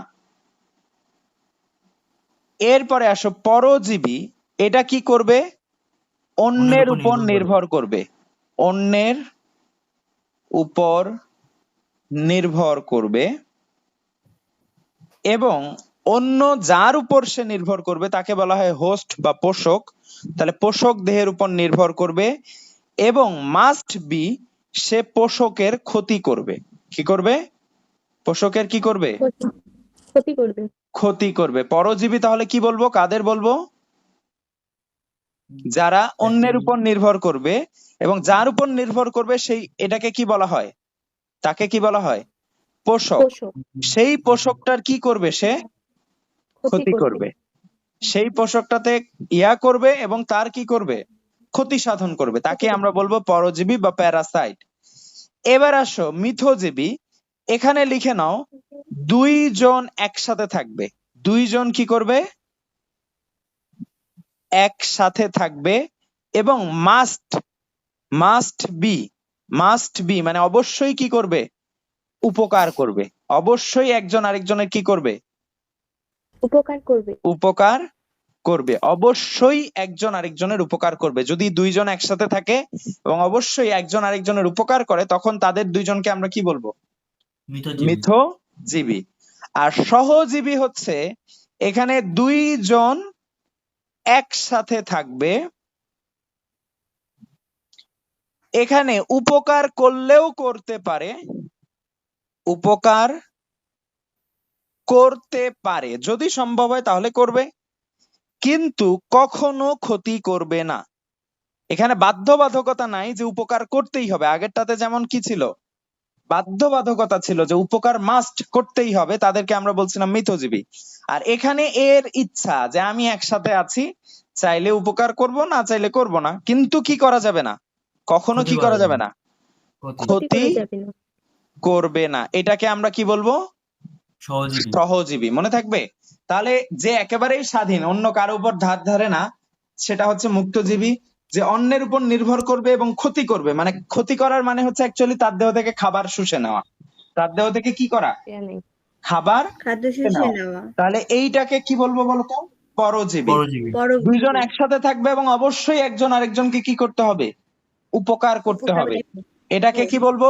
মিথজীবী। মিথজীবী। আর ভাইয়া সহজীবী তিনজন কাকে বলবো? মিলেও কি হ্যাঁ, তিনজন মিলেও কি মিথজীবী হবে? আমরা যে পড়েছিলাম ওই মাইটোকন্ড্রিয়া প্লাস্টিড। হ্যাঁ, ওগুলো তো সিম্বায়ন, মিথজীবী। কোষ ওদেরকে আশ্রয় দিচ্ছে, ওরা এদের কাছ থেকে কি কি কি দিচ্ছে? কোষকে একজন শক্তি দিচ্ছে, একজন খাবার দিচ্ছে। তাহলে একজন আশ্রয় দিয়ে উপকার করলো, আর আর বাকি দুইজন একজন খাবার দিয়ে একজন পুষ্টি দিয়ে উপকার করলো, তাহলে অবশ্যই কি করতেছে? উপকার করতেছে। ওই জন্য ওটার নাম কি ছিল? এন্ডোসিম্বায়ন্ট। মনে আছে? জি ভাইয়া। মনে পড়ে? আচ্ছা, তাহলে জি। ওইটাও মিথজীবী সংগঠনের উদাহরণের মধ্যে পড়বে। যাই হোক, বলতেছি যে তিনজন মিলে হবে নাকি? তিনজন মিলেও হতে পারে, কিন্তু এটা এক এক করে সম্পর্ক। একজন কোষের সাথে মাইটোকন্ড্রিয়া, কোষের সাথে প্লাস্টিডে, তাহলে তিনজন আসতেছে কোত্থেকে? জি ভাইয়া। তিনজন মিলেও হতে পারে, তিনজন মিলে যে হবে না তা না, কিন্তু ওখানে তিনজন নাই। বুঝা গেছে? আচ্ছা, যাই হোক, তাহলে এইটুকু কি ক্লিয়ার কিনা জীবন পদ্ধতির উপর নির্ভর করে তিন ভাগে ভাগ করা যায়? এইটুকু ক্লিয়ার কিনা? জি ভাইয়া। এখন জি ভাইয়া। আমাকে বলো তো, আমরা বিভিন্ন প্রোগ্রাম গুলোতে মুক্তির প্রতীক হিসেবে কি ইউজ করি? স্বাধীনতার প্রতীক হিসেবে কবুতর। কবুতর ইউজ মুক্তজীবী। করি, কবুতর উড়াই দেই, তাই না? বিভিন্ন প্রোগ্রামের শুরুতে কি করা হয়? পায়রা উৎক্ষেপণ করা হয়।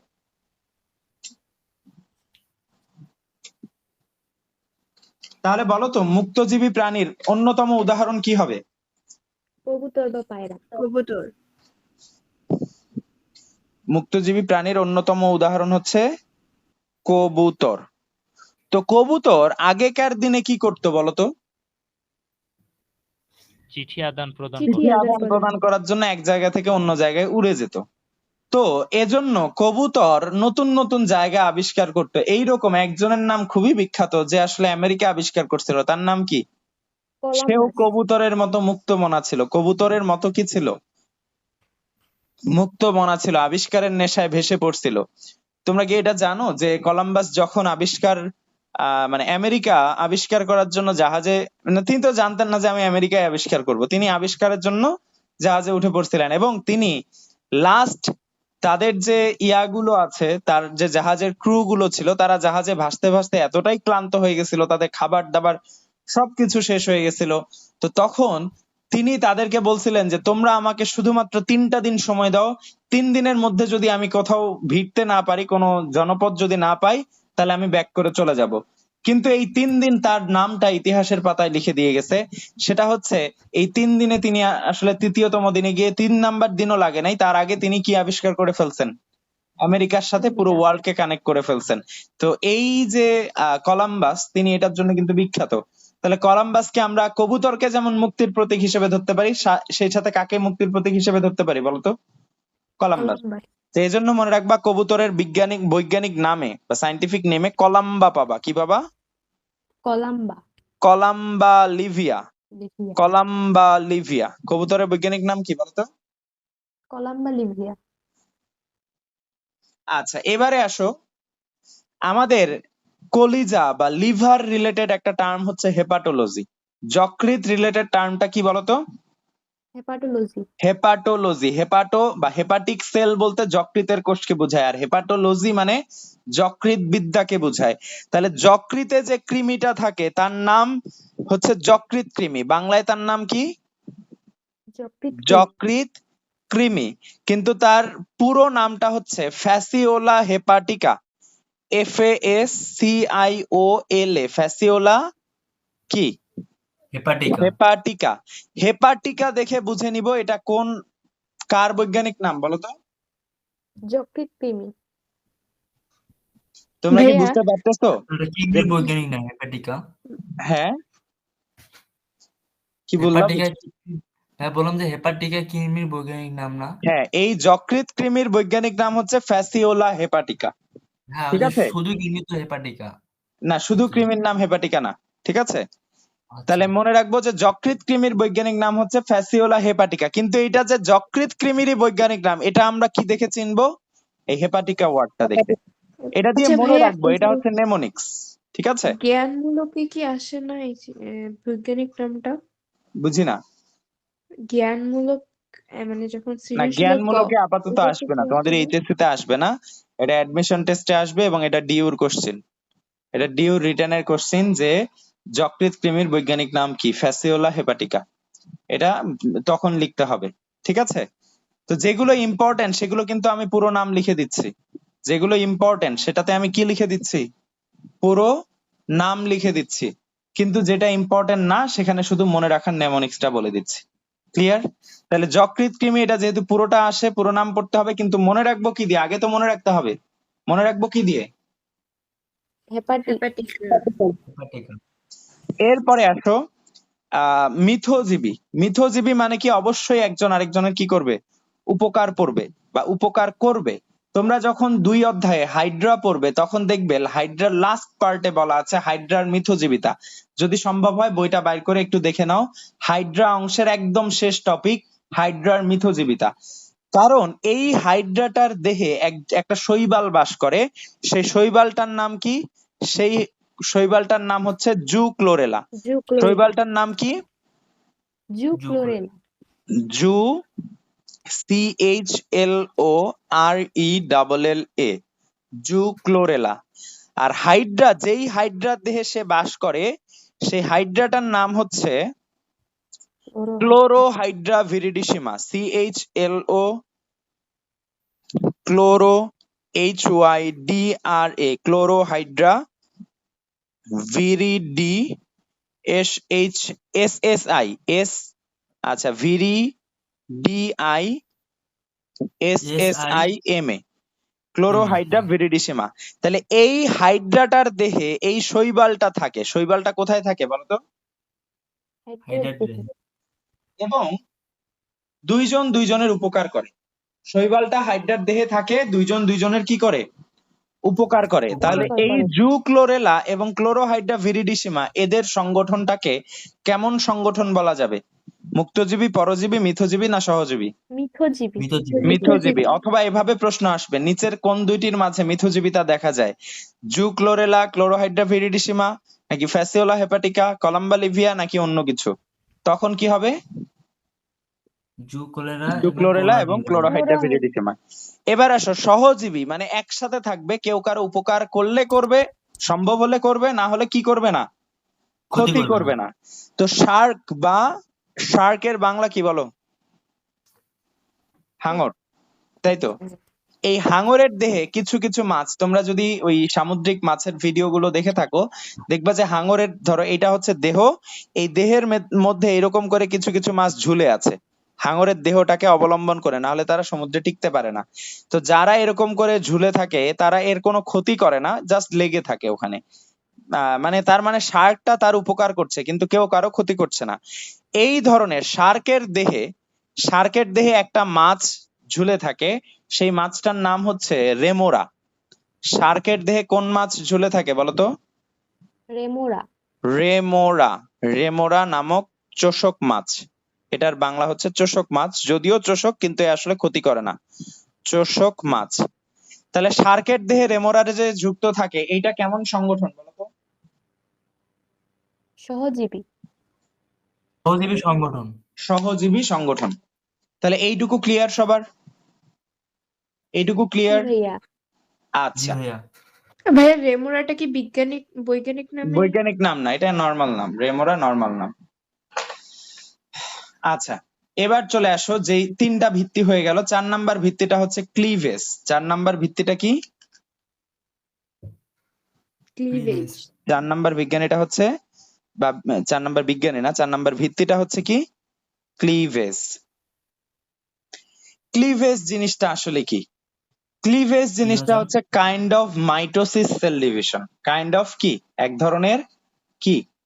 Mitosis cell division. কোষ বিভাজন। তোমরা জানো আমাদের সূচনা হয় দুইটা কোষ থেকে, একটা হচ্ছে শুক্রাণু, আরেকটা কি? ডিম্বাণু। এই ডিম্বাণু। শুক্রাণু ডিম্বাণু মিলে কি তৈরি করে? জাইগোট। জাইগোট। এই জাইগোটটা পরে বারবার বিভাজন হয়ে আমাদের দেহতে পরিণত হয়। তাহলে এই যে বাকি যত জায়গায় যত কোষ বিভাজন আছে মাইটোসিস, সেগুলো নরমাল মাইটোসিস, কিন্তু যখন সেটা জাইগোটে হবে, ওই জাইগোটে যে বিভাজনটা হবে এটাকে বলা হয় ক্লিভেজ। এটাকে কি বলা হয়?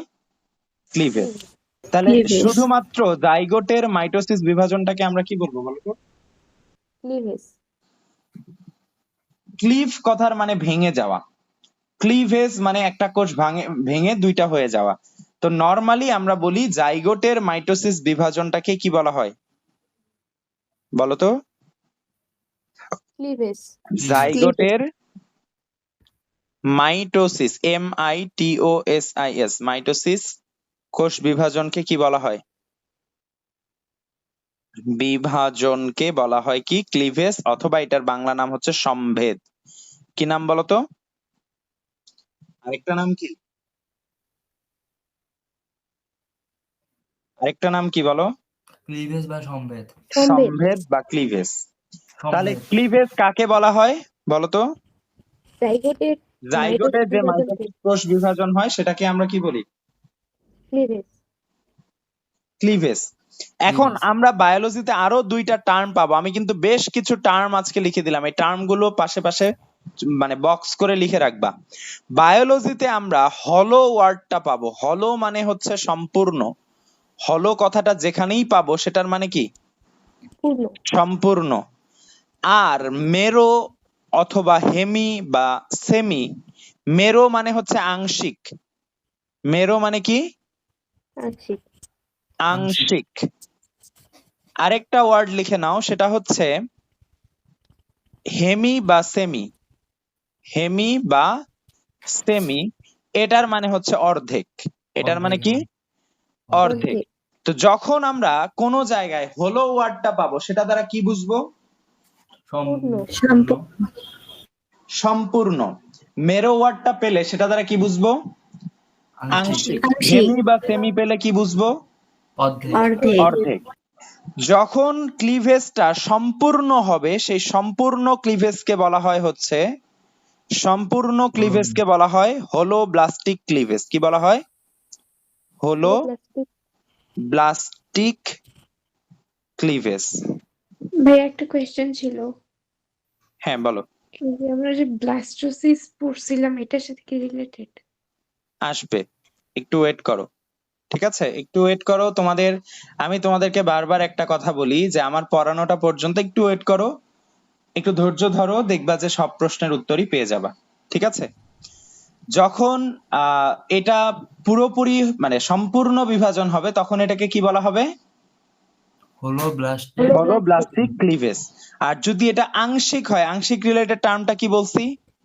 মেরো। মেরোব্লাস্টিক তখন মেরোব্লাস্টিক। এটাকে আমরা কি বলবো? Meroblastic cleavage. তাহলে সম্পূর্ণ ক্লিভেজকে কি বলা হয়?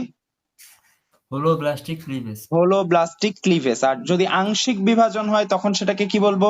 Meroblastic. Meroblastic meroblastic Meroblastic cleavage. cleavage. আরো দুইটা টার্ম এখান থেকে জানতে হবে, যে যদি মানে এইটা একটা জাইগোট, জাইগোটের এক পাশে এরকম নিউক্লিয়াস থাকে, এক পাশে কি থাকে? নিউক্লিয়াস থাকে, আরেক পাশে থাকে কুসুম। আরেক পাশে কি থাকে? এটা হচ্ছে কুসুম। আর এই সাইডে কি? নিউক্লিয়াস। মানে সেটা যে কোনো সাইডে হতে পারে, তার মানে যে কোনো একটা সাইডে কি থাকবে? নিউক্লিয়াস। আরেকটা সাইডে কি থাকবে? কুসুম। তো কুসুম। একটা কোষের মূল চালিকা শক্তি কোনটা? নিউক্লিয়াস, তাই না? নিউক্লিয়াস। তাহলে যেই পাশটা নিউক্লিয়াস, এটাকে আমরা বলবো অ্যানিম্যাল পোল। এই প্রান্তটাকে কি বলবো? Animal pole. নিউক্লিয়াসটা যেহেতু সব থেকে ইম্পর্টেন্ট আর প্রাণী সাধারণত বেশি ইম্পর্টেন্ট, এজন্য এটাকে আমরা বলবো, মানে মোস্ট ইম্পর্টেন্ট পার্টটাকে কি বলবো? Animal pole. আর যেই সাইডে কুসুম থাকে সেই সাইডটাকে আমরা বলবো ভেজিটাল পোল। কি বলবো?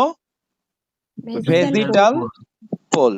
তাহলে একটা জাইগোটের বা একটা তোমার ইয়ার ক্ষেত্রে ক্লিভেজের সময় এটা একটা ডিম, নিষিক্ত ডিম।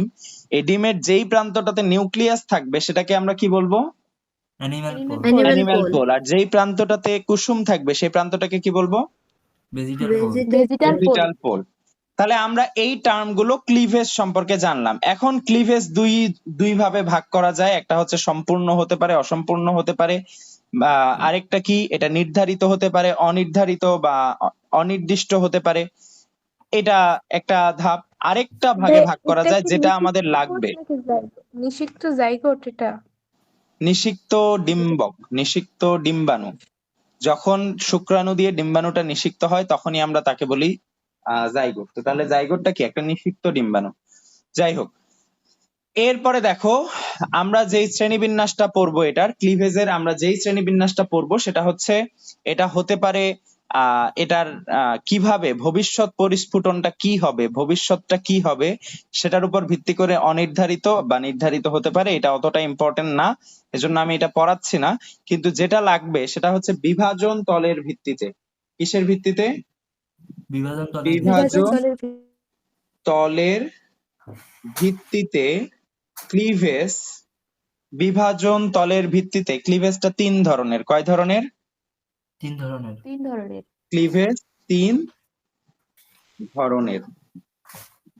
প্রথমটাকে আমরা বলি হচ্ছে অরিও ক্লিভেজ। কি বলি? Oreo cleavage. দ্বিতীয়টাকে আমরা বলি দ্বিপার্শ্বীয় ক্লিভেজ। কি বলি? দ্বিপার্শ্বীয় ক্লিভেজ। 3 নাম্বারটাকে আমরা বলি হচ্ছে সর্পিলাকার ক্লিভেজ। কি বলি? সর্পিলাকার। আচ্ছা, এখন এটার উদাহরণ জানতে হবে, শুধু উদাহরণ। অরিও ক্লিভেজ, অরিও লিখতে গেলে আমাদের শুরুতে কি আসবে? এ আর। এ আর এটা দিয়ে শুরু হবে। তাহলে অর থেকে এ আর থেকে নাম হবে আর্থ্রোপোডা। কি হবে?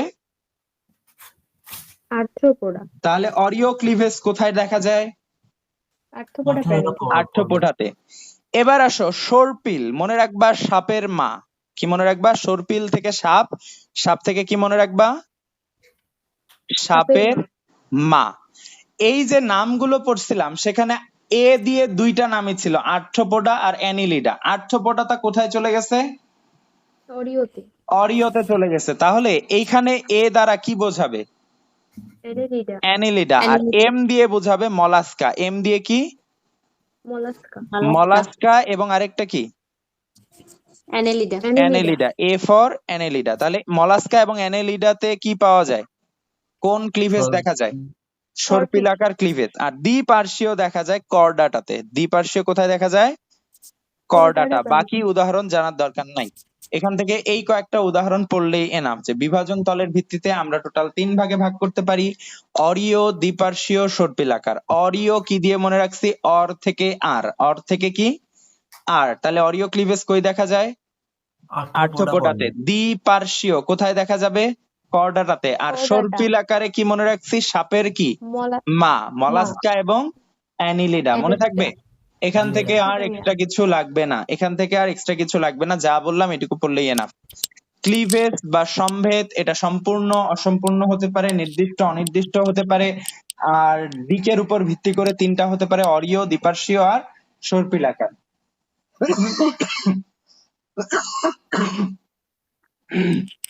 এখন আমরা চলে যাব 5 নাম্বার স্তর বা 5 নাম্বার ভিত্তি, সেটা হচ্ছে ভ্রূণ স্তর। কিসের উপর ভিত্তি করে? ভ্রূণ স্তর। এবারে আসো, এখানে একটা জিনিস একটু লিখে নিবা, আমাদের শুরু হয় কোন দুইটা কোষ থেকে বলো তো? কোন দুইটা কোষ থেকে? শুক্রাণু, আর ডিম্বাণু। শুক্রাণু আর ডিম্বাণু। এই দুইটা যখন মিলে যায় তখন আমরা কি পাই? জাইগোট। জাইগোট। জাইগোট। এই জাইগোটটা এরপরে জাস্ট বিভাজিত হয়ে একটা কোষের স্তূপে পরিণত হয়। কোষগুলোর মাঝখানে কোনো ফাঁকা থাকে না, এরকম করে জাস্ট একটা কিসে পরিণত হয়? কোষের স্তূপে পরিণত হয়। কিসে পরিণত হয় বলো? কোষের স্তূপে। কোষের স্তূপ। এখানে কি এই কোষগুলোর মাঝখানে কোনো ফাঁকা দেখা যাচ্ছে? দুইটা কোষের মাঝে কোনো ফাঁকা না। দেখা যাচ্ছে না, এই জন্য এটাকে আমরা বলবো নিরেট। কোনো যেহেতু ফাঁকা নাই, এটাকে কি বলবো? নিরেট মরুলা দশা। কি বলা হয়? নিরেট মরুলা দশা। এই মরুলাগুলো এরপর এই এই সাইড থেকে তার ভেতরে একটা পানি ঢোকা শুরু করে, একটা তরল ফ্লুইড ঢুকে, ঢুকার ফলে কোষগুলোকে চারদিকে চাপায় দেয়। চাপায় দেওয়ার ফলে কোষগুলো এইভাবে চার সাইডে সরে যায়। কোষগুলো এইভাবে কি হয়? সব দিকে সরে যায়, গোল হয়ে সজ্জিত হয়। আগে মাঝখানে কোনো ফাঁকা ছিল? দেখো তো, আগে মাঝখানে কোনো ফাঁকা ছিল? এই যে মরুলাতে ছিল না। ছিল না, কিন্তু না। এখন মাঝখানটায় কি হয়ে গেছে? ফাঁকা ফাঁকা হয়ে হয়ে গেছে। ফাঁকা হয়েছে। এই দশাটাকে বলা হয় ফাঁপা ব্লাস্টুলা দশা। কি বলা হয়? ফাঁপা কি দশা? ব্লাস্টুলা। ব্লাস্টুলা দশা। এইখানে আমরা বায়োলজিক্যাল আরো দুইটা টার্ম লিখে নিব। তোমরা যেখানেই সিল কথাটা পাবা, সিল মানে ফাঁকা জায়গা, সিল কথাটার মানেই কি বলতো? ফাঁকা জায়গা। ফাঁকা জায়গা। যেখানেই সিল পাবা সেটার মানে কি বুঝবা? ফাঁকা জায়গা। ফাঁকা স্থান। ফাঁকা জায়গা। আর মিয়ার কথাটা যেখানেই পাবা, মিয়ার, সেটাকে মনে রাখবা একক। সেটার মানে কি? একক, গাঠনিক একক। তাহলে দেখো এই দশাটার নাম কি বলতো? সিল বা ফাঁপা ব্লাস্টুলা দশা। আর এই মাঝের যে ফাঁকাটা, এটাকে বলা হয় ব্লাস্টোসিল। এটাকে কি বলা হয়? ব্লাস্টুলা দশার ফাঁকা জায়গা। ফাঁকা। এজন্য নামটাকে কি বলবো? ব্লাস্টোসিল। আর এই প্রতিটা কোষকে বলা হয় ব্লাস্টোমিয়ার। এরা এই ব্লাস্টোসিস্টের গাঠনিক একক, এজন্য এদেরকে কি বলা হয়? ব্লাস্টোমিয়ার। ব্লাস্টোমিয়ার। এখান থেকে এই দুইটা কথা পড়লেই এনাফ, যে পুরো দশাটার নাম কি? ফাঁপা। এই দশাটার নাম কি? ব্লাস্টুলা দশা। ব্লাস্টুলা দশায় মাঝখানে যে ফাঁকা জায়গাটা থাকে সেটাকে কি বলবো? যেহেতু ব্লাস্টুলার ফাঁকা জায়গা, ফাঁকা মানে কি বলছি? সিল। ব্লাস্টোসিল। তাহলে ব্লাস্টুলার ফাঁকা জায়গাটার নাম কি হবে? ব্লাস্টোসিল। আর প্রত্যেকটা কোষ এগুলো মিলেই তো আসলে ব্লাস্টুলা হয়েছে। তাহলে এই এককগুলোকে যেহেতু ব্লাস্টুলার একক, এজন্য নামটা কি হবে? ব্লাস্টোমিয়া। এখন এই কোষগুলো কিছুদিন পরে বা কয়েকদিন পরে এরা আইদার দুইটা সারিতে সজ্জিত হবে, এইরকম করে কোষগুলো আর একটা সারিতে থাকবে না, তারা কি হয়ে যাবে? আইদার দুইটা সারিতে সজ্জিত হবে, অর তিনটা সারিতে সজ্জিত হবে। অর কয়টা সারিতে সজ্জিত হবে? তিনটা সারিতে সজ্জিত হবে। তাহলে উপরেরটাও ঘটতে পারে, আবার কি নিচেরটাও ঘটতে পারে। তার মানে ব্লাস্টুলা দশার পরে যেই দশাটা আসে, এই দশাটাকে বলা হয় গ্যাস্ট্রুলা। এই দশাটাকে কি বলা হয় বলতো? গ্যাস্টুলা। গ্যাস্ট্রুলা। গ্যাস্ট্রুলা দশায় কোষগুলো হয় দুইটা স্তরে সজ্জিত হবে, না হয় কয়টা স্তর? তিনটা তিনটা স্তর। যখন এটা দুইটা স্তরে সজ্জিত হবে এই প্রাণীগুলোকে আমরা বলি দ্বিস্তরী প্রাণী। যাদের ক্ষেত্রে দেখা যায় যে দুইটা স্তরে সজ্জিত হচ্ছে তাদেরকে কি বলি? দ্বিস্তরী দ্বিস্তরী প্রাণী। আর যাদের ক্ষেত্রে তিনটা স্তরে সজ্জিত হচ্ছে তাদেরকে আমরা কি বলবো বলো? তিনস্তরী ত্রিস্তরী প্রাণী। তাদেরকে কি বলবো? ত্রিস্তরী প্রাণী। ক্লিয়ার? ভাই এখানে গ্যাস চুলা কোনটা একবার বলবেন? এই দশাটার নাম হচ্ছে গ্যাস্ট্রুলা। সেটা যে লেয়ারে সজ্জিত হচ্ছে এটার নাম হচ্ছে গ্যাস্ট্রুলা। এবং গ্যাস্ট্রুলা দশায় যদি দুইটা স্তর হয় তখন ওই প্রাণীটাকে বলবো আমরা দ্বিস্তরী। যদি তিনটা স্তর হয় তখন এটাকে আমরা কি বলবো? ত্রিস্তরী। এখন যদি দ্বিস্তরী হয় তখন আবার কিছু বায়োলজিক্যাল টার্ম লিখে নাও। এপি বা এক্সো এই ওয়ার্ড গুলো যখনই বায়োলজিতে পাবা এটার মানে বোঝায় বাইরে। এপি বা এক্সো মানে কি বোঝায়? বাইরে। মেজো মানে বোঝায় মাঝে। মেজো কথাটার মানে কি বোঝায়? মাঝে। আর এন্ডো কথাটা দ্বারা বোঝায় হচ্ছে ভেতরে। এন্ডো ভিতরে। কথাটা দ্বারা কি বোঝায় বায়োলজিতে? ভিতরে। ভেতরে। তাহলে এইগুলো হচ্ছে ত্বকীয় স্তর, ভ্রূণীয় বা ভ্রূণের ত্বকীয় স্তর। এজন্য এখানে ত্বক রিলেটেড ওয়ার্ড কি? ডার্ম। তাহলে বাইরের স্তরটাকে আমরা কি বলবো বলতো? এক্টোডার্ম এপি এক্সো বা একটো। এখানে আরেকটা ওয়ার্ড লিখে নাও, একটো। এপি এক্সো বা একটো, সব জায়গায় সবগুলো থাকবে না। তো এখানে বাইরের স্তরটাকে আমরা কি বলবো বলতো? এক্টোডার্ম। এখানে কি মাঝের কোন স্তর আছে নাকি ডিরেক্ট ভেতরের স্তর? ভেতরেরটাই ভেতরের। এজন্য এটাকে আমরা কি বলবো? Endoderm endoderm. এই দুইটার মাঝে কোনো কোষীয় স্তর না থাকলেও সেখানে একটা অকোষীয় জেলির মতো স্তর থাকে। এটা কোনো কোষীয় স্তর নয়, বরং এই স্তরটা কি? অকোষীয় স্তর, অকোষীয় জেলির ন্যায় স্তর। এইটাকে বলা হয় মেসোগ্লিয়া। ডার্ম আর বলবো না, এটাকে কি বলবো? Mesoglea glia. এই মেসোগ্লিয়াটা তাহলে কেমন স্তর? জেলির ন্যায়, জেলির ন্যায় অকোষীয় স্তর, অকোষীয়। এবং দ্বিস্তরী প্রাণীর যে সিলোমটা, এই যে মাঝে যে ফাঁকা জায়গা, এইটাকে বলা হয় সিলেন্টেরন। এই ফাঁকা জায়গাটাকে কি বলা হয়? সিলেন্টেরন। ক্লিয়ার? তাহলে দ্বিস্তরী প্রাণীর দুইটা স্তর, এক্টোডার্ম আর ভেতরে কি? এন্ডোডার্ম। দুইটার মাঝখানে কোনো মেসোডার্ম না থাকলেও একটা অকোষীয় লেয়ার থাকে। এটাকে আমরা কি বলি? মেসোগ্লিয়া। মেসোডার্ম বললাম না কেন? কারণ ওইটা কোষীয় না। ঠিক আছে, এবারে আসি দ্বিস্তরী প্রাণীর যে ফাঁকা জায়গাটা, এটাকে কি বলা হয়? কি বলা হয়? সিলেন্টেরন। এবার চলে যাব ত্রিস্তরী প্রাণীতে। এখানে যেটা বাইরের স্তর এটাকেও কি বলবো বলতো? এক্টোডার্ম। এখানে দেখো তো মাঝে কি কোষীয় স্তর আছে নাকি নেই? আছে। এইটাকে আমরা বলবো মেসোডার্ম। কি বলবো?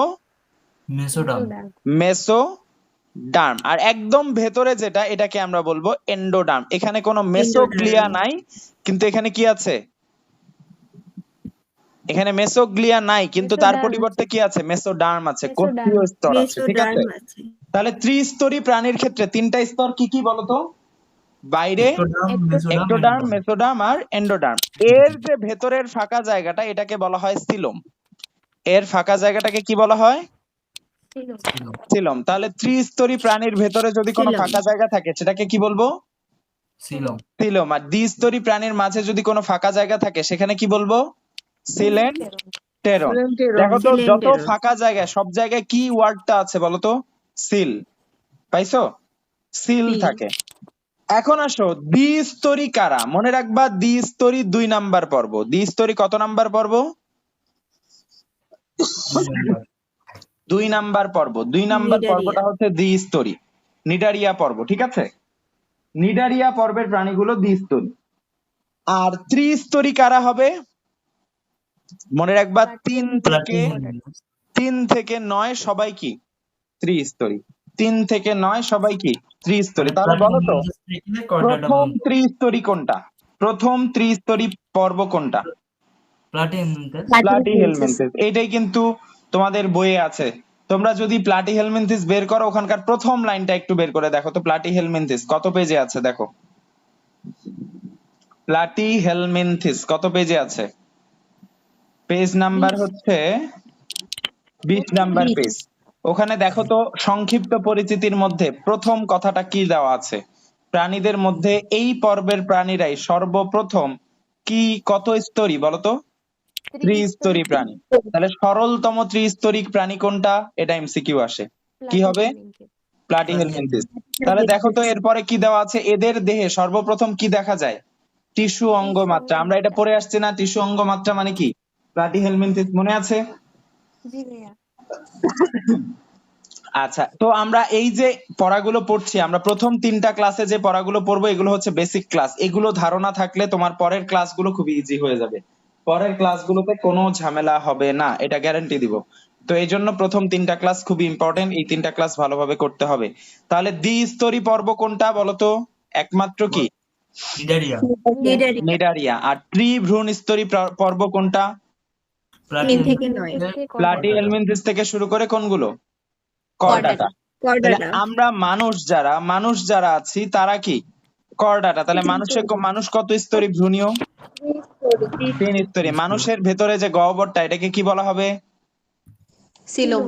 সিলোম। আর হাইড্রার ভেতরে যে গহ্বরটা, এটাকে কি বলা হবে? সিলেন্টেরন। মনে থাকবে এইটুকু বলতো? জি ভাইয়া। দশাগুলোর নাম একটু মনে রাখবা। প্রথমে শুক্রাণু, শুক্রাণু থেকে জাইগোট, জাইগোট থেকে কি? নিরেট, মরুলা, মরুলা থেকে কি হচ্ছে? ফাপা, ব্লাস্টুলা। এই ব্লাস্টুলা থেকে এরপরের যে দশাটা সেটা হয় গ্যাস্ট্রুলা। গ্যাস্ট্রুলা দশা আইদার দ্বিস্তরী হতে পারে অর কি হতে পারে? ত্রিস্তরী হতে পারে।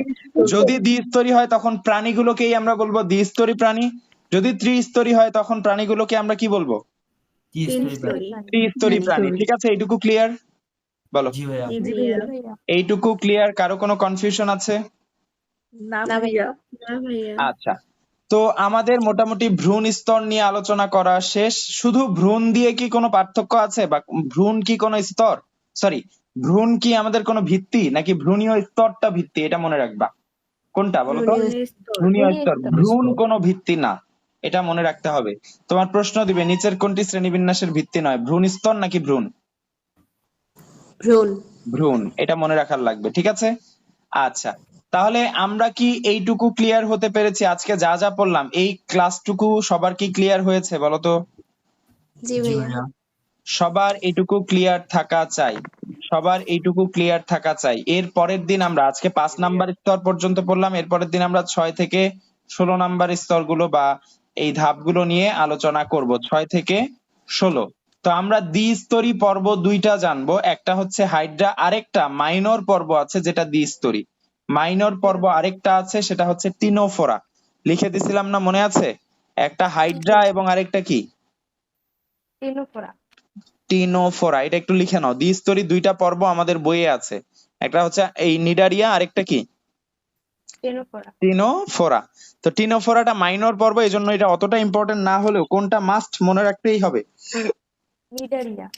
নিডারিয়াটা মাস্ট মনে রাখতেই হবে। এই 5টা ভিত্তি সবার ক্লিয়ার হয়েছে? জি ভাইয়া।